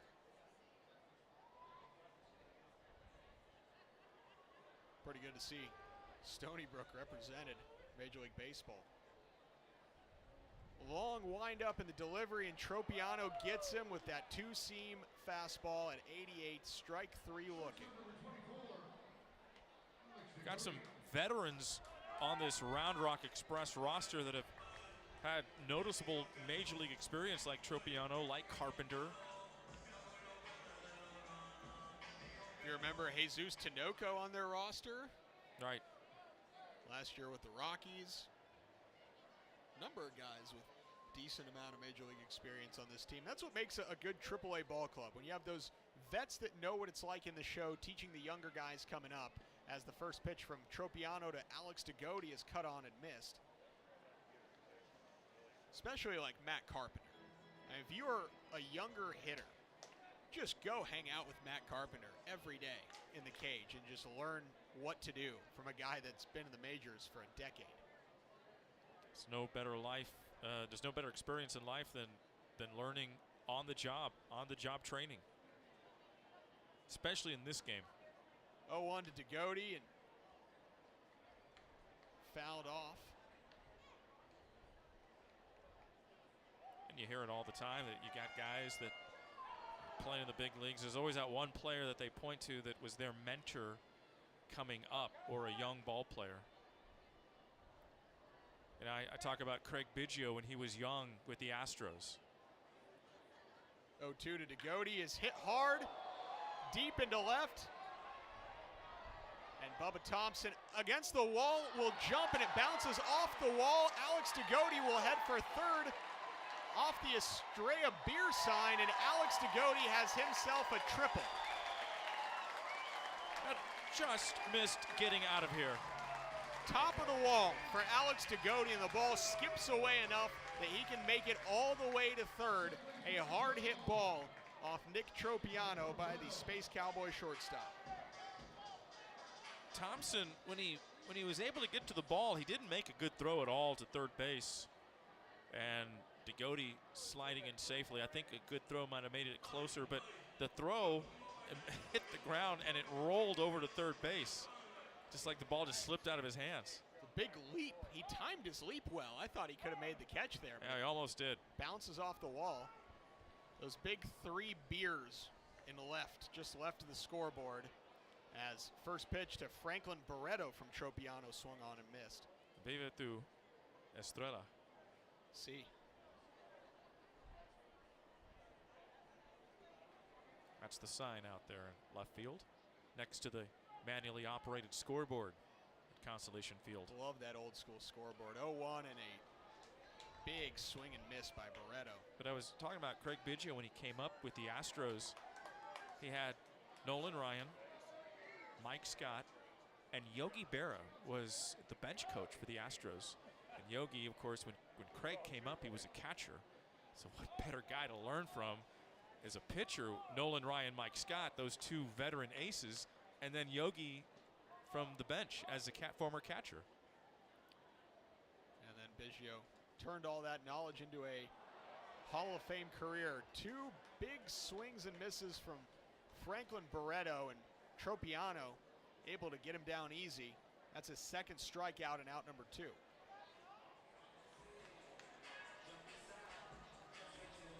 now to the sound of Travis Scott is the designated hitter, Michael Papierski.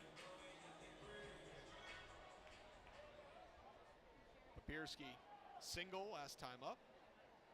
Against the shift, lined out, first time up. Very patient hitter. Well, with the on-base percentage, yeah, he's got a really good eye.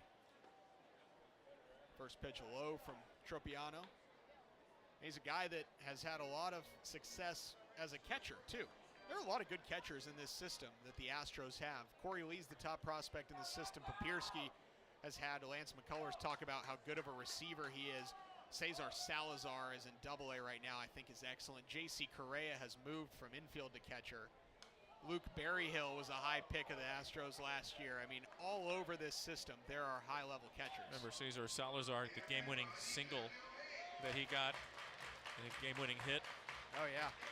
He's had a bit of time here. I love Cesar Salazar. He's the guy in 2016. He was a teammate of J.J. Matijevics at Arizona. Went into Jay Johnson, the manager's office, when he came to Arizona and said, I'm getting you to the College World Series. What happened that year? They went to the College World Series. 1-1 to Papierski, takes the ball low. Speaking of Jay Johnson, now at LSU, and got to see his LSU Tigers play at the Shriners College Classic that the Astros host at Minute Maid Park. There was some great college baseball across the board there. Oh, excellent teams out there. And good enough for the Astros and Action Foundation that there was the highest attended tournament in the history of that tournament. Tropiano getting the call low with the fastball, and Papierski is not happy.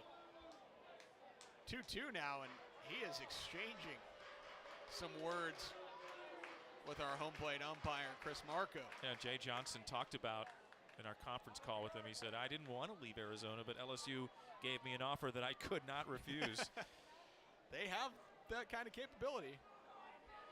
They also have just good programs over there, smart people. I was hanging out at the airport on my way to the Combine a while back and sat across from Jack Marucci and had a long conversation about what he's doing, and he's got a mix of companies, and obviously many of the bats that we see here are his. 2-2, and Papierski kind of a half-swing foul.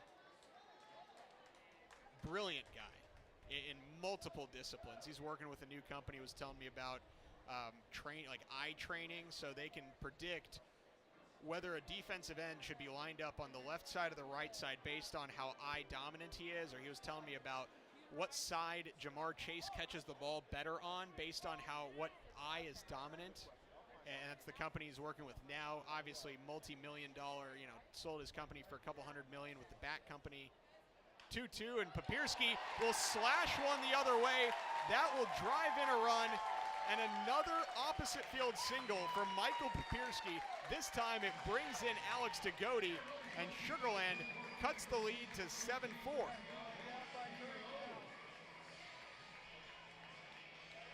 Just a really professional approach to hitting.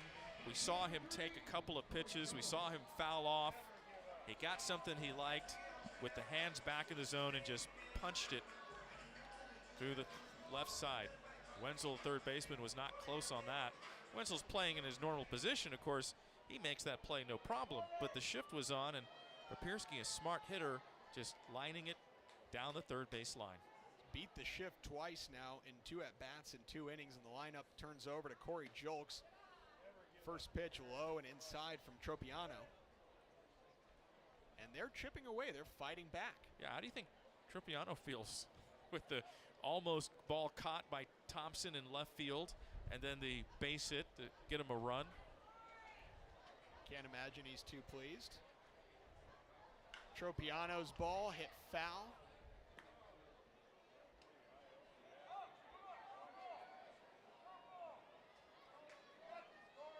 When it's 7-1, sometimes it's hard to stay focused and hard to fight back. But they've gotten 2 in the 5th, 1 in the 6th, and now it's a game. One swing can now change this game. Not immediately, but you get some guys on, you get some power at the plate, and we got a whole different ball game. When it's 7-1, it's a little different.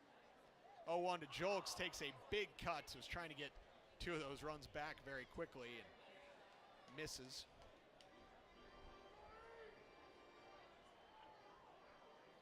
Count should be 1-2 here for Julks.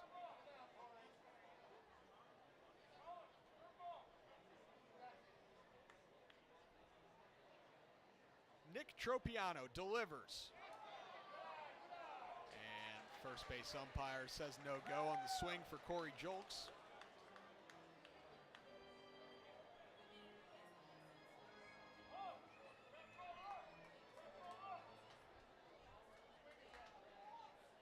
Michael Papierski at first. The leadoff hitter, the right fielder, Corey Julks at the plate against the longtime Major League veteran, Nick Tropiano. Made his Major League debut 8 seasons ago with the Astros. Tropiano's pitch fouled off. Another unbelievable defensive play by Mickey Story. At this point, it's becoming believable. It bounced off of the dugout and came back, and he makes the play barehanded, one-handed. I get this guy in the game. He's amazing. I bet he could still give you an inning or 2. Just stick him at third base. He's making some plays. 1-2 to Julks, and he hits a liner caught. Leaping grab from the second baseman, Doro, shifted, makes the play.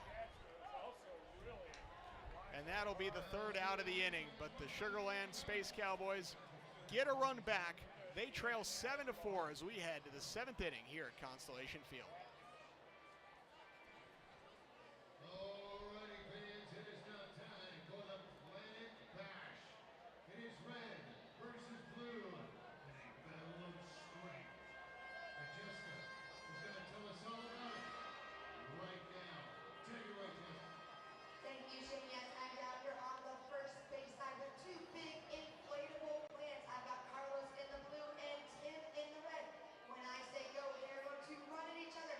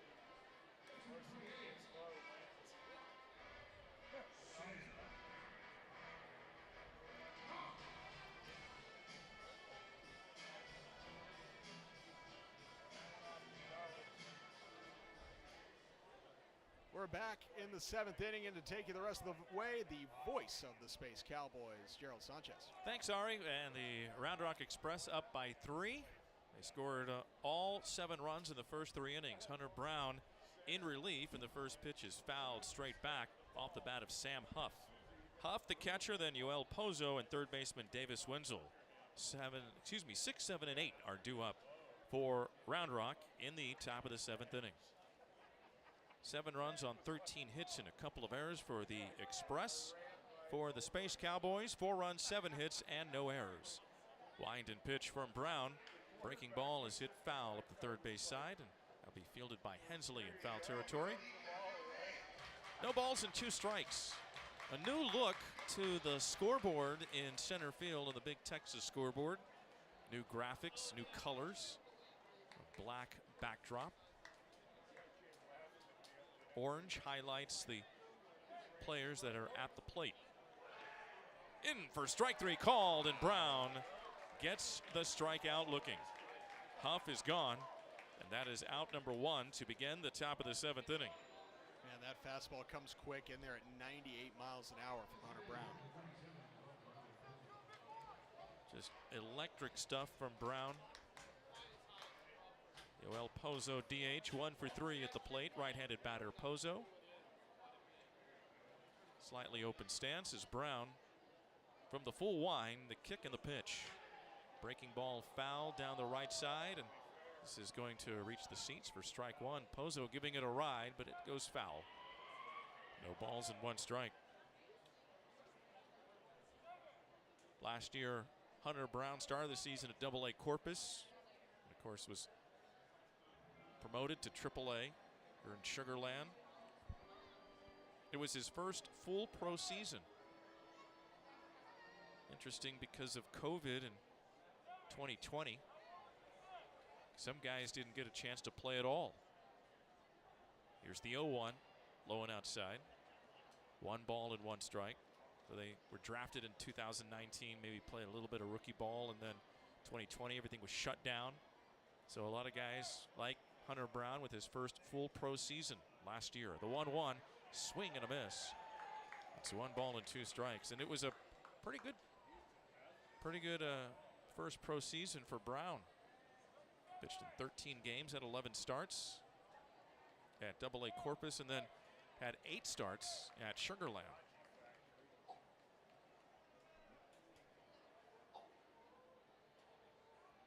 Had 10 strikeouts on 3 different occasions, including once against El Paso. It's fouled up against the first base side, against the netting.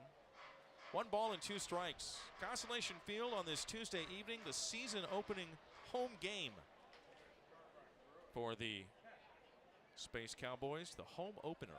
They trail 7-4 to the AAA affiliate of the Texas Rangers. Wind in the 1-2 from Brown. Breaking ball in for strike 3. Pozo doesn't like it, but it is strike 3 called according to home plate umpire Chris Marco. That is out number 2 in the inning. What's really impressive about what Hunter Brown is doing, he's got 4 strikeouts so far in 2 2/3 innings. All 4 of them are looking. 3 of those have come on that power curve because I think guys are just trying to sit on that 97, 98 mile an hour heat. And he got Huff on the fastball, but when he just spins that curveball in, that also shows that he's doing a good job of tunneling, of putting his hand in the same spot where you think it's a fastball coming out until it's not. Davis Wenzel had his outside a ball, 1 ball, no strikes. Well, that's one of the keys to pitching, is to make you want to make those pitches all look the same from the same release point, same arm angle, the deception to the hitter, and have the hitter eating out of your hand. So Wenzel has a count of 1-0, right-handed batter. And he takes a breaking ball upstairs. It's 2-0. 2 balls, no strikes. 7-4 Round Rock. They scored 2 in the first. The Space Cowboys got a run in the bottom of the first. And then the Express ballooned their lead to 4-1 in the second, and then 7-1 with 3 in the third, before the Space Cowboys have chipped away with 2 in the bottom of the 5th and then 1 in the 6th. 7-4 our score. Upstairs, ball 3. 3 balls and no strikes with 2 outs, and no one on for Davis Wenzel, third baseman. Brown following Brett Canine, the starter, who is ineffective. with 2 1/3 innings, allowing 11 hits and all 7 runs. In for a strike, outer half of the plate. It's 3-1. Then Mushinski, and now Hunter Brown.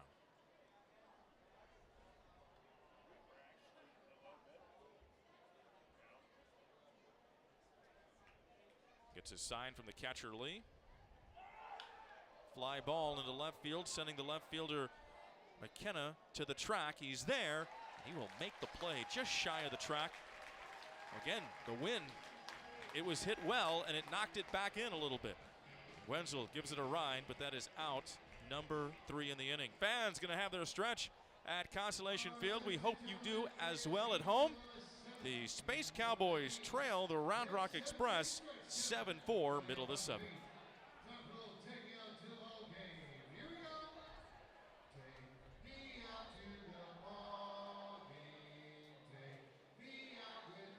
I'll take a stretch.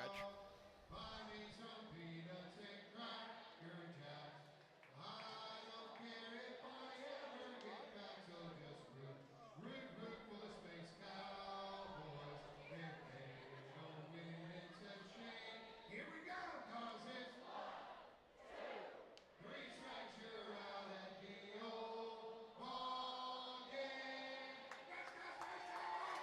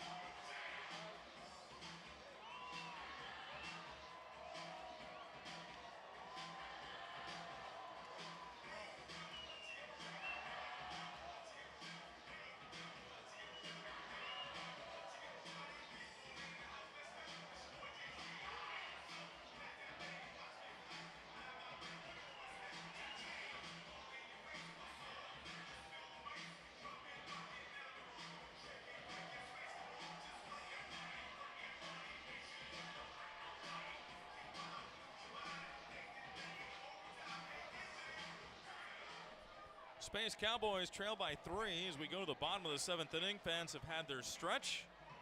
Shane Brown, the public address announcer at Constellation Field, has been the public address announcer since the city has had a professional baseball team, Sugar Land, since 2012 when they opened up this ballpark.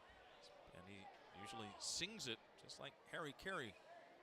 Well, he doesn't sing it in that type of style, but public address Doesn't do the Harry announcers Carey voice? No. The Will Ferrell over Harry Carey voice? Pedro Leon leads it off. And Nick Trupiano misses outside for ball 1. It's one of my earliest memories of baseball because I moved to the U.S. in '96 from Eastern Europe, and I saw Harry Carey. I was like, who is this character? 0 for 2 for Leon in the pitch. Upstairs, 2 balls and no strikes. My brother's a Cubs fan, and so we watch games on WGN, and they go to the 7th inning stretch, and it's just like this guy with the Coke bottle glasses and the white hair and the voice. And here is the 2-0 on the way. It misses upstairs. Ball 3 to Pedro Leon. One of the favorite Harry Carey stories happened in the 69 season, or the 68 season. So 67, the Cardinals win the World Series. They beat the Red Sox in 7 games. Down the middle, a strike called. That offseason, Harry Carey is hit by a car. You imagine after stumbling out of a bar, he's hit by a car, and it breaks his leg. And so he is out the entire offseason. He's in a hospital laid up, doing rehab and whatnot. Low and outside for ball 4. And Leon is going to go over to first base. A leadoff walk from Tropiano.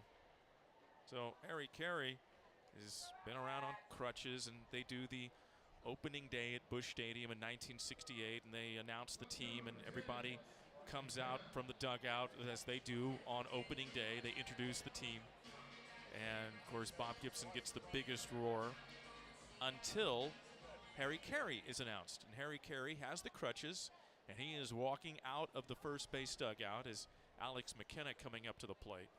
McKenna is 0 for 3. Stretch from Tropiano and the pitch. Bouncer left side, shortstop Smith goes to second for one. Doro to first, not in time. The fielder's choice, McKenna, good hustle down the line. And Leon is retired on a 6-4. There's one out. So Harry Carey walks out on crutches.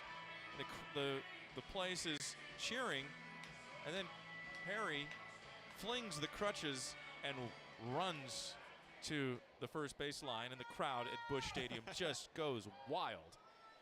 Bob Gibson, as they are all walking back to the dugout, puts his arm around Harry. He says, Harry, I thought you were hurt all offseason. You'd been on the crutches. As J.J. Matajevic takes a pitch inside for ball one. 1 ball, no strikes. And Harry said to Bob Gibson, it's show business. Nice. 1-0 and 1 out. And that's the type of guy that Harry Carey was. He was a great broadcaster with the Cardinals. Him and Jack Buck.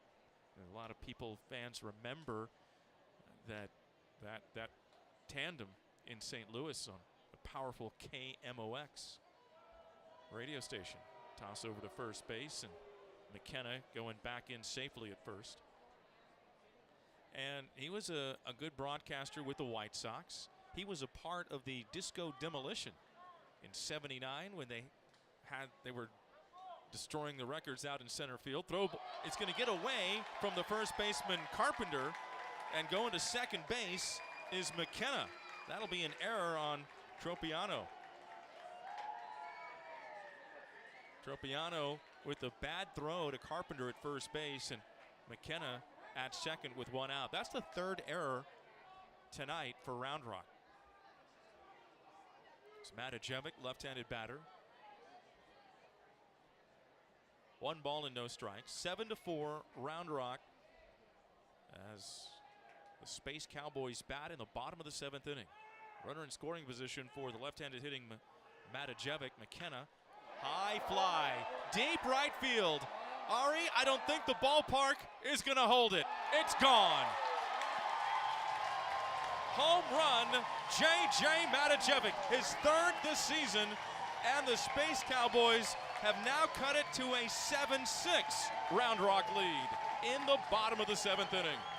J.J. Matajevic, the first home run in Space Cowboys history, and now the first Space Cowboys home run at home. So when you see the record books for this franchise, J.J. Matajevic's name is all over it. 2-run shot by Matajevic. 7-6 Round Rock with 1 out. And here's Corey Lee. Bats from the right side. So 3 runs given up out of the bullpen by Nick Tropiano. And that pitch to Corey Lee is in for a strike called. No balls and 1 strike. Here is the wind in the 0-1. Swing and a miss. The count is no balls and 2 strikes. Yeah, but getting back to Harry Carey, he was part of that disco demolition promotion that they had in Chicago at the old Comiskey Park. And it was done in between games of a doubleheader. There's the 0-2. Here's the pitch. Low and outside. The fans were able to smash records and blow them up, all their disco records, because they wanted to get rid of disco. And it got so out of control that Harry had to get on the microphone at Comiskey Park on the PA and says, hey, fans, we've got another game coming up. You can't destroy the field. Here's the 1-2. Swing and a miss by Lee. He strikes out for out number 2. And that is the 3rd strikeout for Nick Tropiano. There's 2 outs in the bottom of the 7th inning, and David Hensley, 3rd baseman, coming up to the plate. 7-6 Round Rock. It was 7-1 Express, but 2 in the bottom of the 5th, a run in the 6th, and now here 2 in the bottom of the 7th inning. As Hensley, 1 for 3, comes up to the plate. Hensley, right-handed batter. That was a high, towering home run that barely went over the right field wall. Rex did all he could to scale the wall and leap to make the attempt to steal the home run by Matajevic, but he could not. And so a 2-run shot. 1 ball and no strikes to Henley. Right-handed batter, right-handed pitcher. shot into center field, and it'll be playable for Taveras, ranging a little bit to his right. That retires the side as Hensley hit it well, but right at the center fielder, Leody Taveras. However, the Space Cowboys with 2 more runs in the bottom of the 7th inning on 1 hit, no, 1 error, and nobody left on. We are through 7, Constellation Field, 7-6 Round Rock. This is Space Cowboys baseball. Let's see, that's over $1,000 going to somebody. That's a great way to get opening night at the ballpark. And that somebody has this winning ticket. A1957996. A1957996. Congratulations. You're the winner of the 50-50 raffle. Head on over to the customer service desk. Find section 16 to get some information on how you can enter your prize. Alrighty, fans, it is now time for the flex cam. Let's see those biceps on the Texas side video board. Yeah.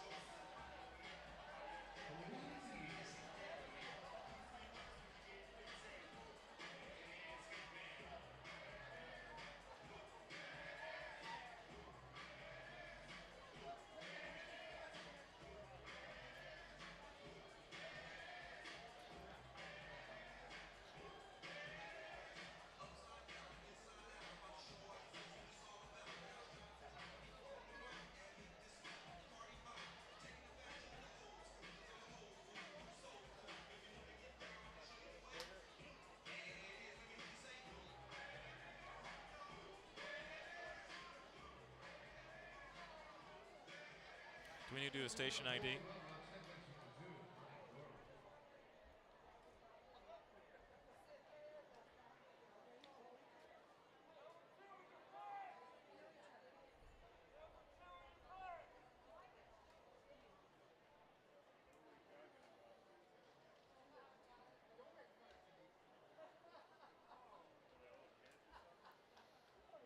Hunter Brown came on in the 5th inning, and he has thrown goose eggs in his 3 innings of work.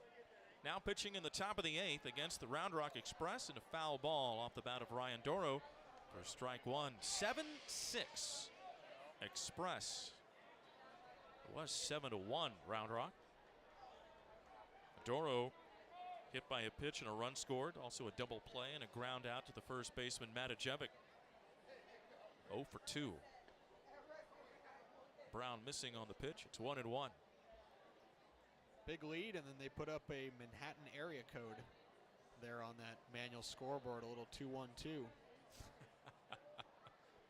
That's clever. 1-1. Breaking ball is fouled back to the screen. It's one of my favorite cities to visit, New York, and haven't been able to do so since Christmas of 2019. Wow. Shut down and haven't been able to really travel much. But I do miss that. I do miss New York, Boston area, high and inside. Whew. Count is 2 balls and 2 strikes to Ryan Doro. I think he saw the seams come at him right there. Yeah. Whew. Doro leads off the top of the 8th for the Express. Brown, kick and pitch. Swing and a miss at a fastball, 96 on the outer half of the plate. Doro comes up empty on the cut. That's now 5 strikeouts for Hunter Brown. And a fist pump there. And you liked the location that he put that 96-mile-an-hour fastball in. Because it's not just 96 mile an hour. It's 96 with movement. And that's what makes Brown really special.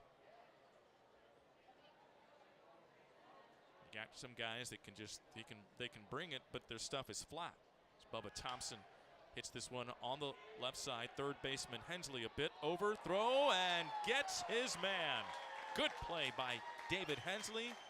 Was playing in a little bit, range to his left, off balance throw, and gets Thompson for the second out in the top of the 8th.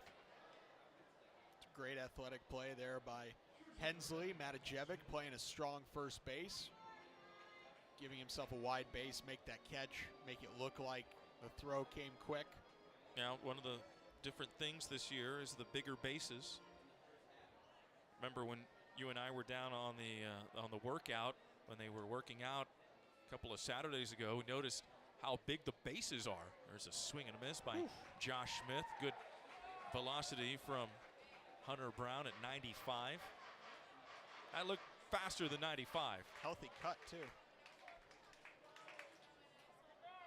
Smith batting 7-6 Express with 2 outs and no one on in the top of the 8th for Round Rock. Chopper right side charging is the second baseman Barreto. Throws to first. Good stretch by Matajevic, and Hunter Brown has really settled down as he's retired now 8 in a row and gets the Express 1-2-3 in the top of the 8th. We go to the bottom of the 8th.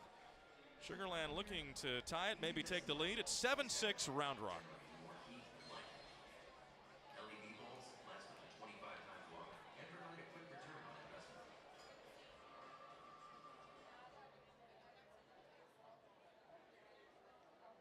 Alrighty, fans, it is now time to find out if someone is brighter than a space cowboy. Sponsored by Constellation Energy. And Jessica is tonight's contestant, ready to take it away. Go ahead, Jessica. Thank you, Shane. Yes, I'm over here on the first base side waiting for Debbie, and she is ready to see if she is brighter than a space cowboy. All right, Debbie, I'm going to give you 15 seconds to name as many states as you can. Are you ready? Set, go. Texas, Oregon, Tennessee, Mississippi, Florida, Colorado, Illinois, Wisconsin, California, Oregon, Wyoming, Louisiana, Washington. Alrighty, we got 13. We asked that exact same question to Peter Solomon on the Space Cowboys. Let's see how he did. South Dakota, North Carolina, South Carolina, Florida, Georgia, Alabama, Michigan, Maryland, Massachusetts, New York, New Jersey, Pennsylvania, Maine, Vermont, New Hampshire, California, Washington, Oregon, Montana.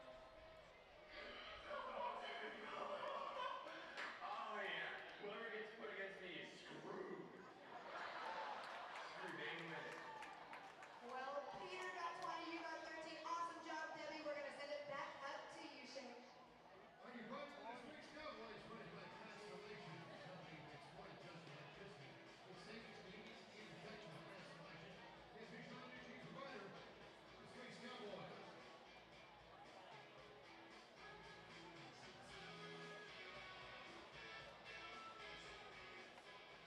Now pitching for the Express number 38, Dan Winkler. And we go for your Sugarland Space Cowboys. Shortstop number 24, Alex Cody. Gerald Sanchez along with Ari Alexander from Constellation Field in Sugarland. Round Rock by a run, 7-6. Bottom of the 8th. And the Space Cowboys, Alex Degodi, shortstop, leads off. Nick Tropiano, first pitch is low and outside for ball 1. 1 ball and no strikes. Tropiano in his 3rd inning of relief, facing the bottom part of the order for the Space Cowboys. Right-hander's pitch is upstairs. Actually, beg your pardon, that's Don Winkler on the mound. Winkler last year played with the Cubs. Winkler, right-hander, it's fouled back. So Tropiano threw 2 innings of relief. Now it is Don Winkler, 6'3", 210-pounder. He's 32 years old. Another guy that's been around. Winkler's pitch missing outside. Winkler and Tropiano kind of the same build, long and lean. Not as maybe tall for Winkler as Tropiano, but both have the long brown hair behind their cap. They all want to be Jacob deGrom. Here's the 3-1. Foul back. Full count, 3 balls and 2 strikes.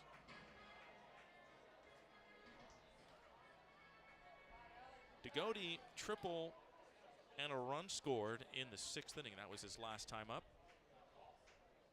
That was the first run against Nick Tropiano. foul ball back to the screen by Degody. Degody from the Florida area, Miami. Big Dolphins fan. Should be happy with this offseason then that they've had. Where's the orange batting gloves? Swing and a miss at a pitch down and in, and Winkler gets Degody to swing and miss for the first out in the bottom of the 8th.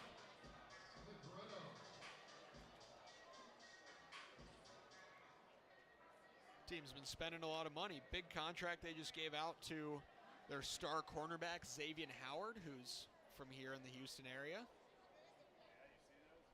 Played his college ball at Baylor. They made the trade for Tyreek Hill and gave him a big contract.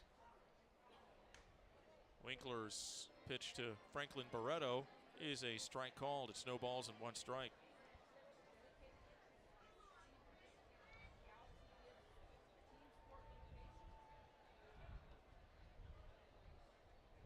Winkler from Effingham, Illinois, as the pitch misses for a ball. But he went to Parkland College and was drafted by the Cubs in the 43rd round in 2010. Round doesn't even exist anymore. Nope, 1-1, swing and a miss. It's like Mike Piazza, 62nd round pick of the Dodgers. That round hasn't existed for a long time. But he didn't sign. He actually went on to play at UCF. And then the Rockies drafted him in the 20th round in 2011. Just 1 ball and 2 strikes to Barreto, 0 for 3, right-handed batter. Here's the pitch. Low, it's 2-2. 2 balls and 2 strikes. I believe is the last round now. Went from 50 to 40 to 5 in the COVID year and then 20. It's a Rule 5 draft guy. There's a ground ball up the middle. Ooh, fielded by the second baseman, Doro, but he can't come up with it. Doro and Smith, second baseman and shortstop, collide with each other as Doro dove and got the ball. Smith was coming over to maybe make that play too, and both of them running into each other, holding their knees. Both of them look like they're a little shaken up, but they're still standing out there and they're going to play, but a little scary right there. Well, it looked like Doro slid to try to get the ball, and then Smith kind of came in late and almost plopped down on him. Landed on Doro's leg, and they're kind of chatting to each other now. They look like they're okay. Barreto, the infield single. He's at first. Michael Papierski with 1 out and a 7-6 Round Rock lead as the switch-hitting Papierski for the Space Cowboys bats on the left side. He takes a strike. It's no balls and 1 strike. Made his big league debut with the Braves. He's made his big league debut on September 21st of 2015, and the team he faced, the New York Mets. Nice. Toss over to first base, and Barreto goes back in standing. Fractured his elbow while he was pitching for the Braves against the Cardinals. He missed the remainder of the 2016 season.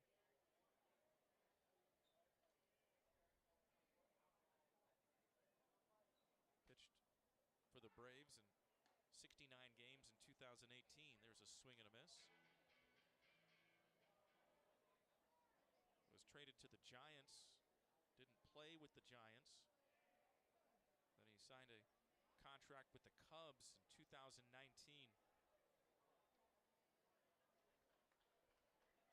They released him last August.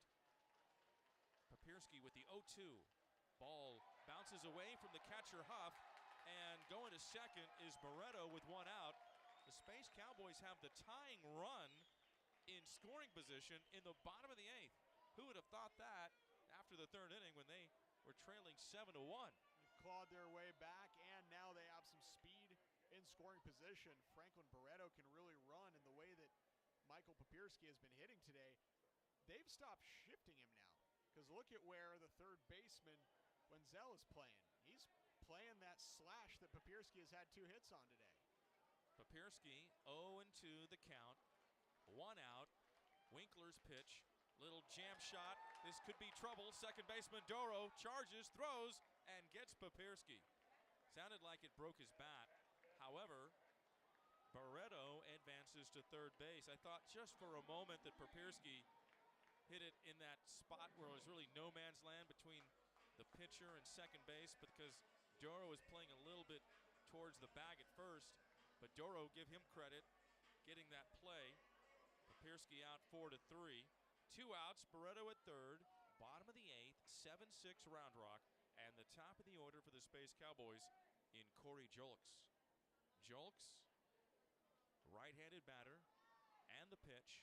There is a strike in there. It's no balls and 1 strike. Well, how about our old buddy Jose Siri hitting a home run, a solo home run. Jose Siri hitting one in the top of the 5th, giving the Astros a 1-0 lead. Julks missing outside. Is he batting back-to-back with Pena in the lineup tonight? So Jose Siri's nickname, El Rayo, is the Lightning. No, it's Pena's batting 7th, Castro 8th, and then Siri 9th. Low for a ball. They split the Lightning and the Storm. I wish we knew this last year. So Jeremy Pena's nickname is La Tormenta, the Storm, which is incredible. It's just an unbelievable nickname, and then you put him next to Siri, who is El Rayo, the Lightning. You have the Lightning and the Storm. Weather references. Yeah. Right-handed batter Julks can tie the game. Barreto at third base rather. It's a strike from Dan Winkler. And it's now 2-2 with 2 outs. Fans start to sense the moment, cheering Corey Julks on at Constellation Field, the 2-2. Low and outside.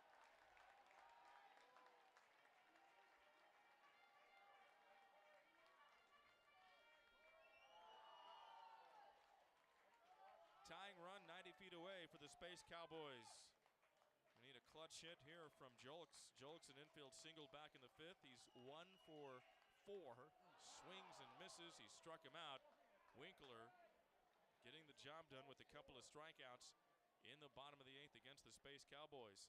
1 hit, no runs, and 1 man left at third base. We go to the 9th. It's 7-6 Round Rock.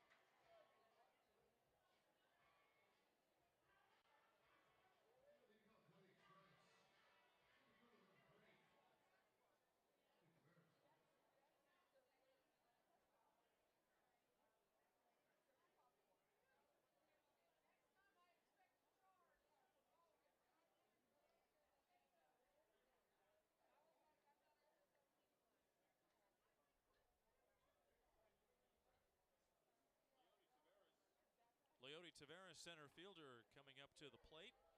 And Hunter Brown, who came on a relief in the 5th, now pitching in the 9th, is the first pitch to Taveras. Misses upstairs for ball one. 7-6 Round Rock. They scored all 7 runs in the first 3 innings. Base hit into center field off the bat of Taveras to lead off the top of the 9th inning. Taveras with his 4th hit tonight. He is 4 for 5. He can hit, as you mentioned earlier, and you're asking, well, why is he still here? Only the one mistake. I mean, he dropped the ball in center field, but otherwise the guy can hit. The guy has speed for the most part. The guy plays defense, has a bit of an arm. I don't know how deep the Rangers are in the outfield that they're keeping Leody Taveras off the roster. Taveras did make an appearance last year with the Rangers. Zach Rex made an appearance with the Dodgers last year in the batter's box. Right fielder, left-handed batter against Brown. Brown had retired 8 in a row before that base hit of Taveras as the pitch misses upstairs. Ball 1. 1 ball and no strikes. Final from Reno. It was the AAA affiliate of the Arizona Diamondbacks, the Reno Aces, winning 11-4 over Sacramento, the team that the Space Cowboys just finished a 6-game series at Sacramento with. So the Aces over the Sacramento River Cats. Toss over to first base, going back in safely as Taveras. There was one postponement. That is a final, by the way. There was one postponement at Salt Lake in Las Vegas. They're going to make that up tomorrow. Top of the 7th inning at El Paso. El Paso up by a run, 9-8. Pacific Coast League game. Very Pacific Coast League game. So is this. Top of the 7th. Here, runner going. The pitch is a strike. Throw to second base. He is out! Taveras, gunned down. Dagodi making the tag from shortstop. And Corey Lee showing off that arm. Perfect throw from Corey Lee, and this is where the Astros love to see that. Guy's got a great arm. He's accurate. Good defensive catcher. There's a reason he is the #1 ranked prospect in the system overall. Obviously the top ranked catching prospect. Rex. Oh, that was a great throw. Here's the pitch by Brown. In for a strike called. As I was mentioning, El Paso 9-8 over Oklahoma City. El Paso, AAA affiliate of the Padres and the Oklahoma City Dodgers. That's the Dodgers AAA affiliate. 1 ball, 1 strike to Rex. Lifts this one high, foul, third base side. This will reach the seats. 1 ball and 2 strikes at Albuquerque. Another Pacific Coast League game in the top of the 8th. Albuquerque currently leading 9-6 over Tacoma. Albuquerque, the AAA affiliate of the Rockies, and Tacoma, the Rainiers. They are the AAA affiliate of the Seattle Mariners. And here, top of the 9th, 7-6, Round Rock Express, AAA affiliate of the Rangers, leading over the Space Cowboys with 1 out and the 1-2. Swing and a miss. Foul tip actually held on by Lee. And another swinging strikeout for Hunter Brown. Brown with his 6th strikeout of the ball game. And overall, for Space Cowboy pitching, that is their 11th strikeout.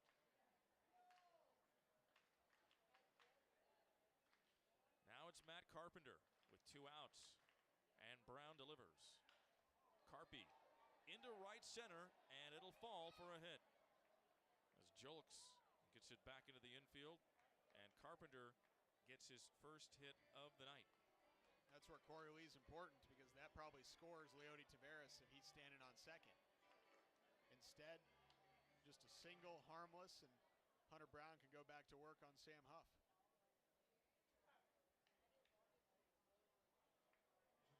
Now Round Rock got 3 hits along with 2 runs in the first, 3 hits, 2 runs in the second, 5 hits and 3 runs in the first.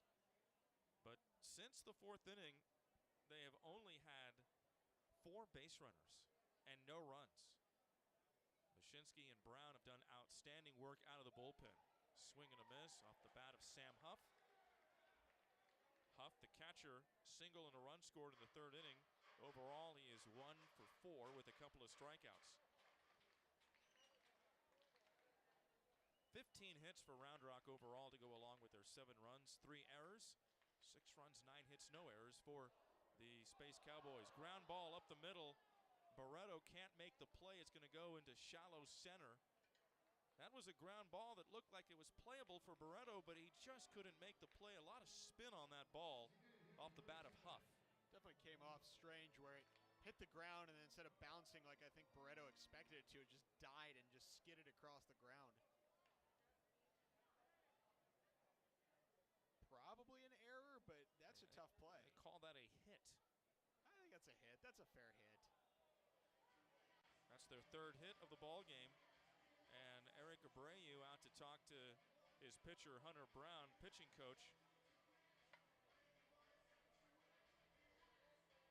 Carpenter at second base. Huff at first. 2 outs in the inning. And you're right, that big caught stealing of Taveras, for sure they would have had an insurance run. As it stands, it's still 7-6 Round Rock in the top of the 9th inning. That's one of those things where it's hard to kind of quantify that. It just looks like a caught stealing on the card, but you don't know how, if they can get out of this inning, how much that could lead to a win, that he was able to erase that first runner. How much could have that extra run hurt in like intangible ways in the 9th when you're going up trying to score 1 run instead of 2. There's a difference. And Brown, who has been so good, has given up 3 hits in this inning. And here is Yoel Pozo, thorn in the side for the Space Cowboys. Sugarland trying to get the final out and go take their hacks in the 9th. There's a foul out of play on the right side for strike 1. They'll reach the seats. No balls and 1 strike.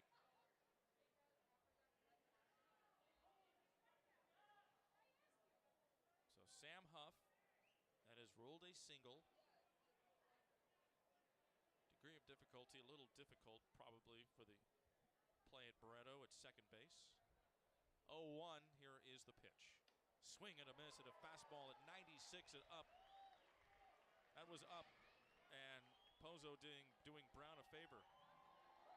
That's Astros organizational work right there. Get that 4-seam fastball elevated, make him swing above where he wants to.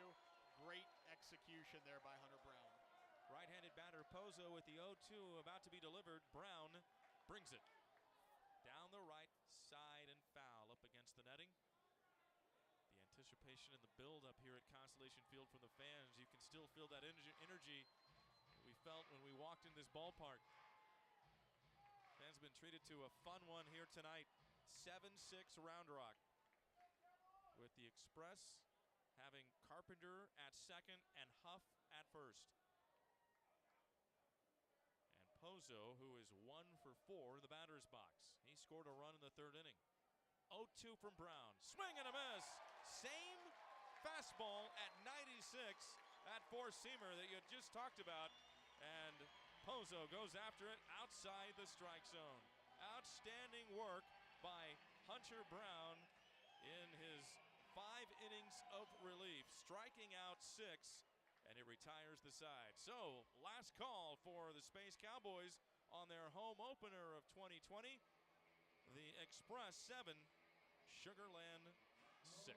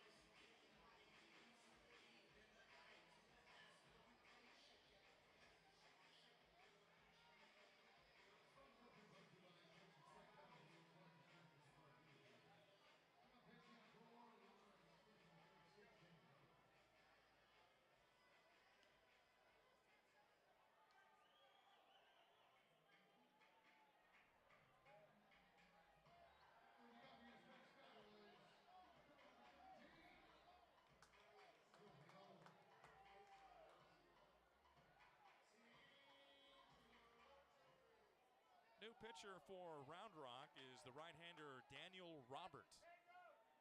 Robert, 27-year-old right-hander from Hoover, Alabama. 6'4", 250-pounder. He's a big one, and he'll face Pedro Leon to start the bottom of the 9th inning. Leon's fastball, it's in for a strike called. Leon taking that fastball on the hands, inner half of the plate, 0-1. Leon tonight walked in the first. He walked in the 7th. In between that, ground out and a fly out. He's 0 for 2. Right-handed batter, right-handed pitcher. Time was called before that pitch was delivered. Someone just throw a baseball? It came from one side to the other, but no, it wasn't a fan. Count is no balls and a strike to Leon. Leon, the number 2 batter in the lineup for the Space Cowboys. Trying to get that leadoff man on in the bottom of the 9th inning. 7-6 Round Rock. The pitch comes inside, and it almost hits Leon. Backed out of the way. 1 ball and 1 strike. Well, you know what they say, even though it doesn't feel good, a hit by pitch is just as good as a hit.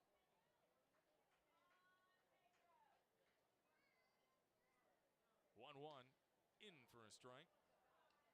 Good movement by Robert. That slider has a lot of break.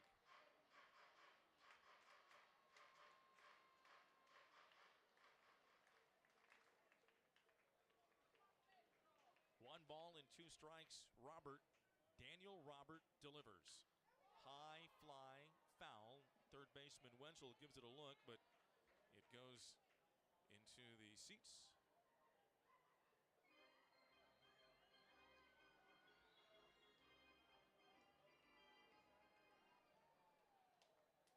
Robert, drafted by the Rangers in the 21st round back in 2017 out of Auburn. Here's the 1-2. Leon fouls it out of play. Staying tough, Pedro Leon. Pitched in 4 games for the Rangers in Arizona in spring training this year. 3 1/3 innings and didn't allow a run.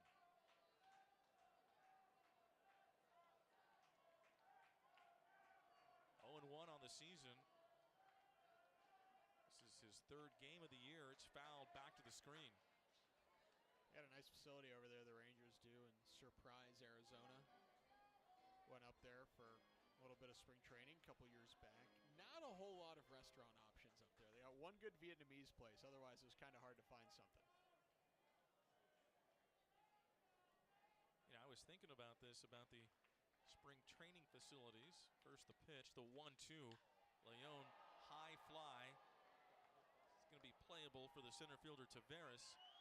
He makes the catch with 2 hands. It's 1 out. I was thinking about this. In the Pacific Coast League, all of the teams train in Arizona with the exception of the Space Cowboys. Their parent team, the Astros in West Palm Beach. Everybody else, they're in Arizona. Yeah. Alex McKenna coming up to the plate. Left fielder. McKenna, he is 0 for 4 with a run scored. Daniel Robert.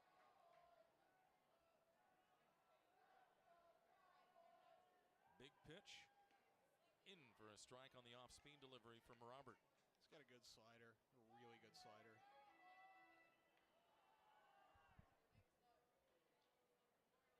Last year he played at Frisco. Played at high A and at low A with Hickory. McKenna down the right field line. Right fielder Rex will make the catch near the foul wall in foul territory. And the right field wall, it jets out those seats. As I had mentioned, the foul line, and between those, the seats and the foul line, about 20 feet. He was just a couple of feet away from banging into that wall, but McKenna flies out, foul, and now it is the last call for the Space Cowboys with J.J. Matajevic. Matajevic in the 7th inning, 2-run home run. It made it 7-6, and that's where we are here, 7-6 with 2 outs and the pitch. Matajevic swinging and fouling it as a it goes over to the on-deck circle first base side. Strike one. Batting a casual 1,400 OPS early in this season. He's been best hitter for Space Cowboys so far. He's been on base 3 times, a walk, a run scored, his 2 RBI single, and the 2-run home run. 4 RBIs for JJ with a couple of hits tonight. Left-handed batter, right-handed pitcher. The 0-1 in for strike 2. Just got enough on the bottom part of the strike zone, and so the Space Cowboys down to their final strike in their 2022 home opener. Daniel Robert delivers the 0-2, and that one misses low. It's 1-2. 7-6 Round Rock. They scored all 7 runs in the first 3 innings. 2 in the first, 2 in the second, and 3 in the third. Space Cowboys just chipped away after trailing 7-1. They scored 2 in the 5th, a run in the 6th, and then the Matajevic 2-run home run in the 7th. At the plate here with a 1-2 count, it's fouled back. Matajevic hanging tough with 2 strikes. On deck, if Matajevic can continue this game, it would be Corey Lee. How quickly can Matajevic get his bat through the zone? Because I think with Robert, you want to be sitting on that slider, and then if he brings the fastball, you got to flick the wrist and try to take it the other way.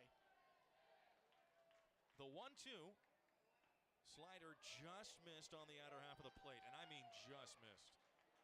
The oohs and the ahs. Is it now 2-2 with 2 outs? You got to be looking for that pitch. That's his best pitch. He's going to bring it. Matajevic awaits, and Robert delivers. Here it is. Ground ball on the right side. First baseman Carpenter. The flip over to Robert. In time, Matajevic retired 3-1, and that is the ball game. Robert gets the Space Cowboys in order, 1-2-3 in the bottom of the 9th, and the Round Rock Express win by a score of 7-6, improving their record to 4-3. Meanwhile, the Sugarland Space Cowboys are now 2-5 to start 2022. The home opener is done at Constellation Field. It was fun. It was just not the way that the home fans here in Sugarland had wanted. Coming up next is our post-game show on ESPN 92.5. The final again from Constellation Field. Sugarland losing this one 7-6 to Round Rock. We'll be right back in just a moment with the post-game show.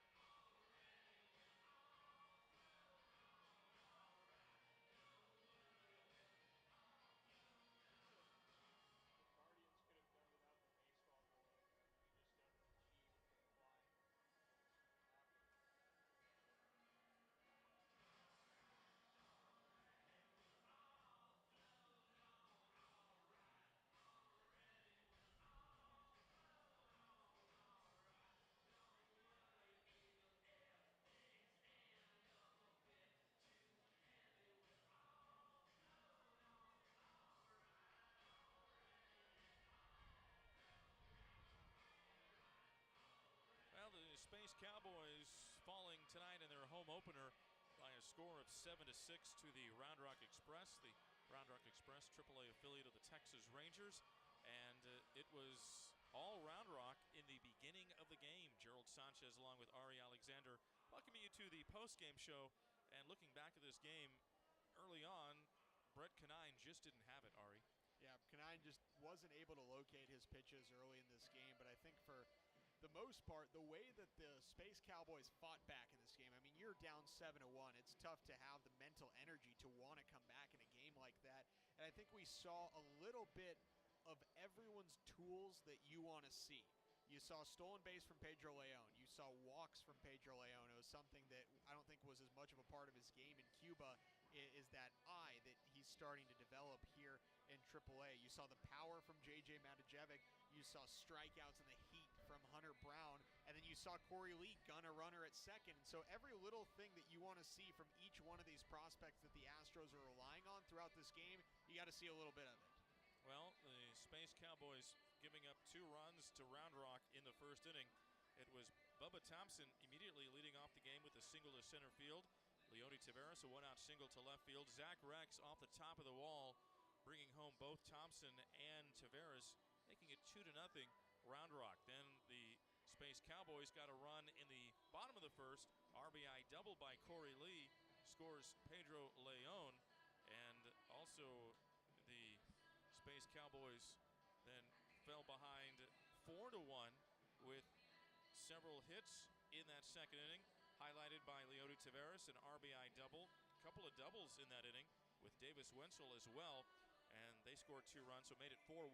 Then the third inning, that's when Brett Conine really was frustrated, and you could see it. He just didn't feel comfortable on the mound as Sam Huff, their catcher, led off with a single to right field. Pozo, opposite field, single right field. Then it was Wenzel, same area, right field. All right-handed batters going opposite field. Yeah, I mean, they were able to get the ball opposite field. A lot of these hitters were.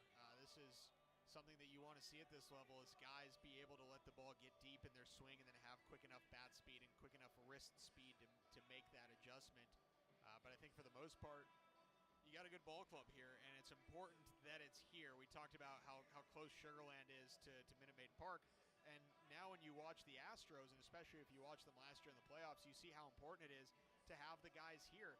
The Astros lost George Springer, and then they replaced him with a combination of Jake Myers, Jose Siri, and Chas McCormick, and you saw a lot of Jose Siri here in Sugar Land last year. You saw a lot of Jake Myers here in Sugar Land. The starting shortstop, replacing Carlos Correa, is Jeremy Pena, who was limited here in Sugar Land because of the wrist injury, but he came here, played 30 games, hit 10 home runs, and said everything he needed to say at this level, and now he's the starting shortstop. And so this is just such a good proving ground for the Astros to keep bringing guys up and keep their success rolling. This is an organization that has been very good for now more than a half decade, and this is where, you know, it starts in low A and A+ and double A, but this is kind of the final finishing grounds before what we see at Minute Maid. 3 runs for Round Rock as the Express had a 7-1 lead. Then the Space Cowboys made their comeback with a 2-run single by J.J. Matijevic, scoring Papirski and Corey Jolks with 2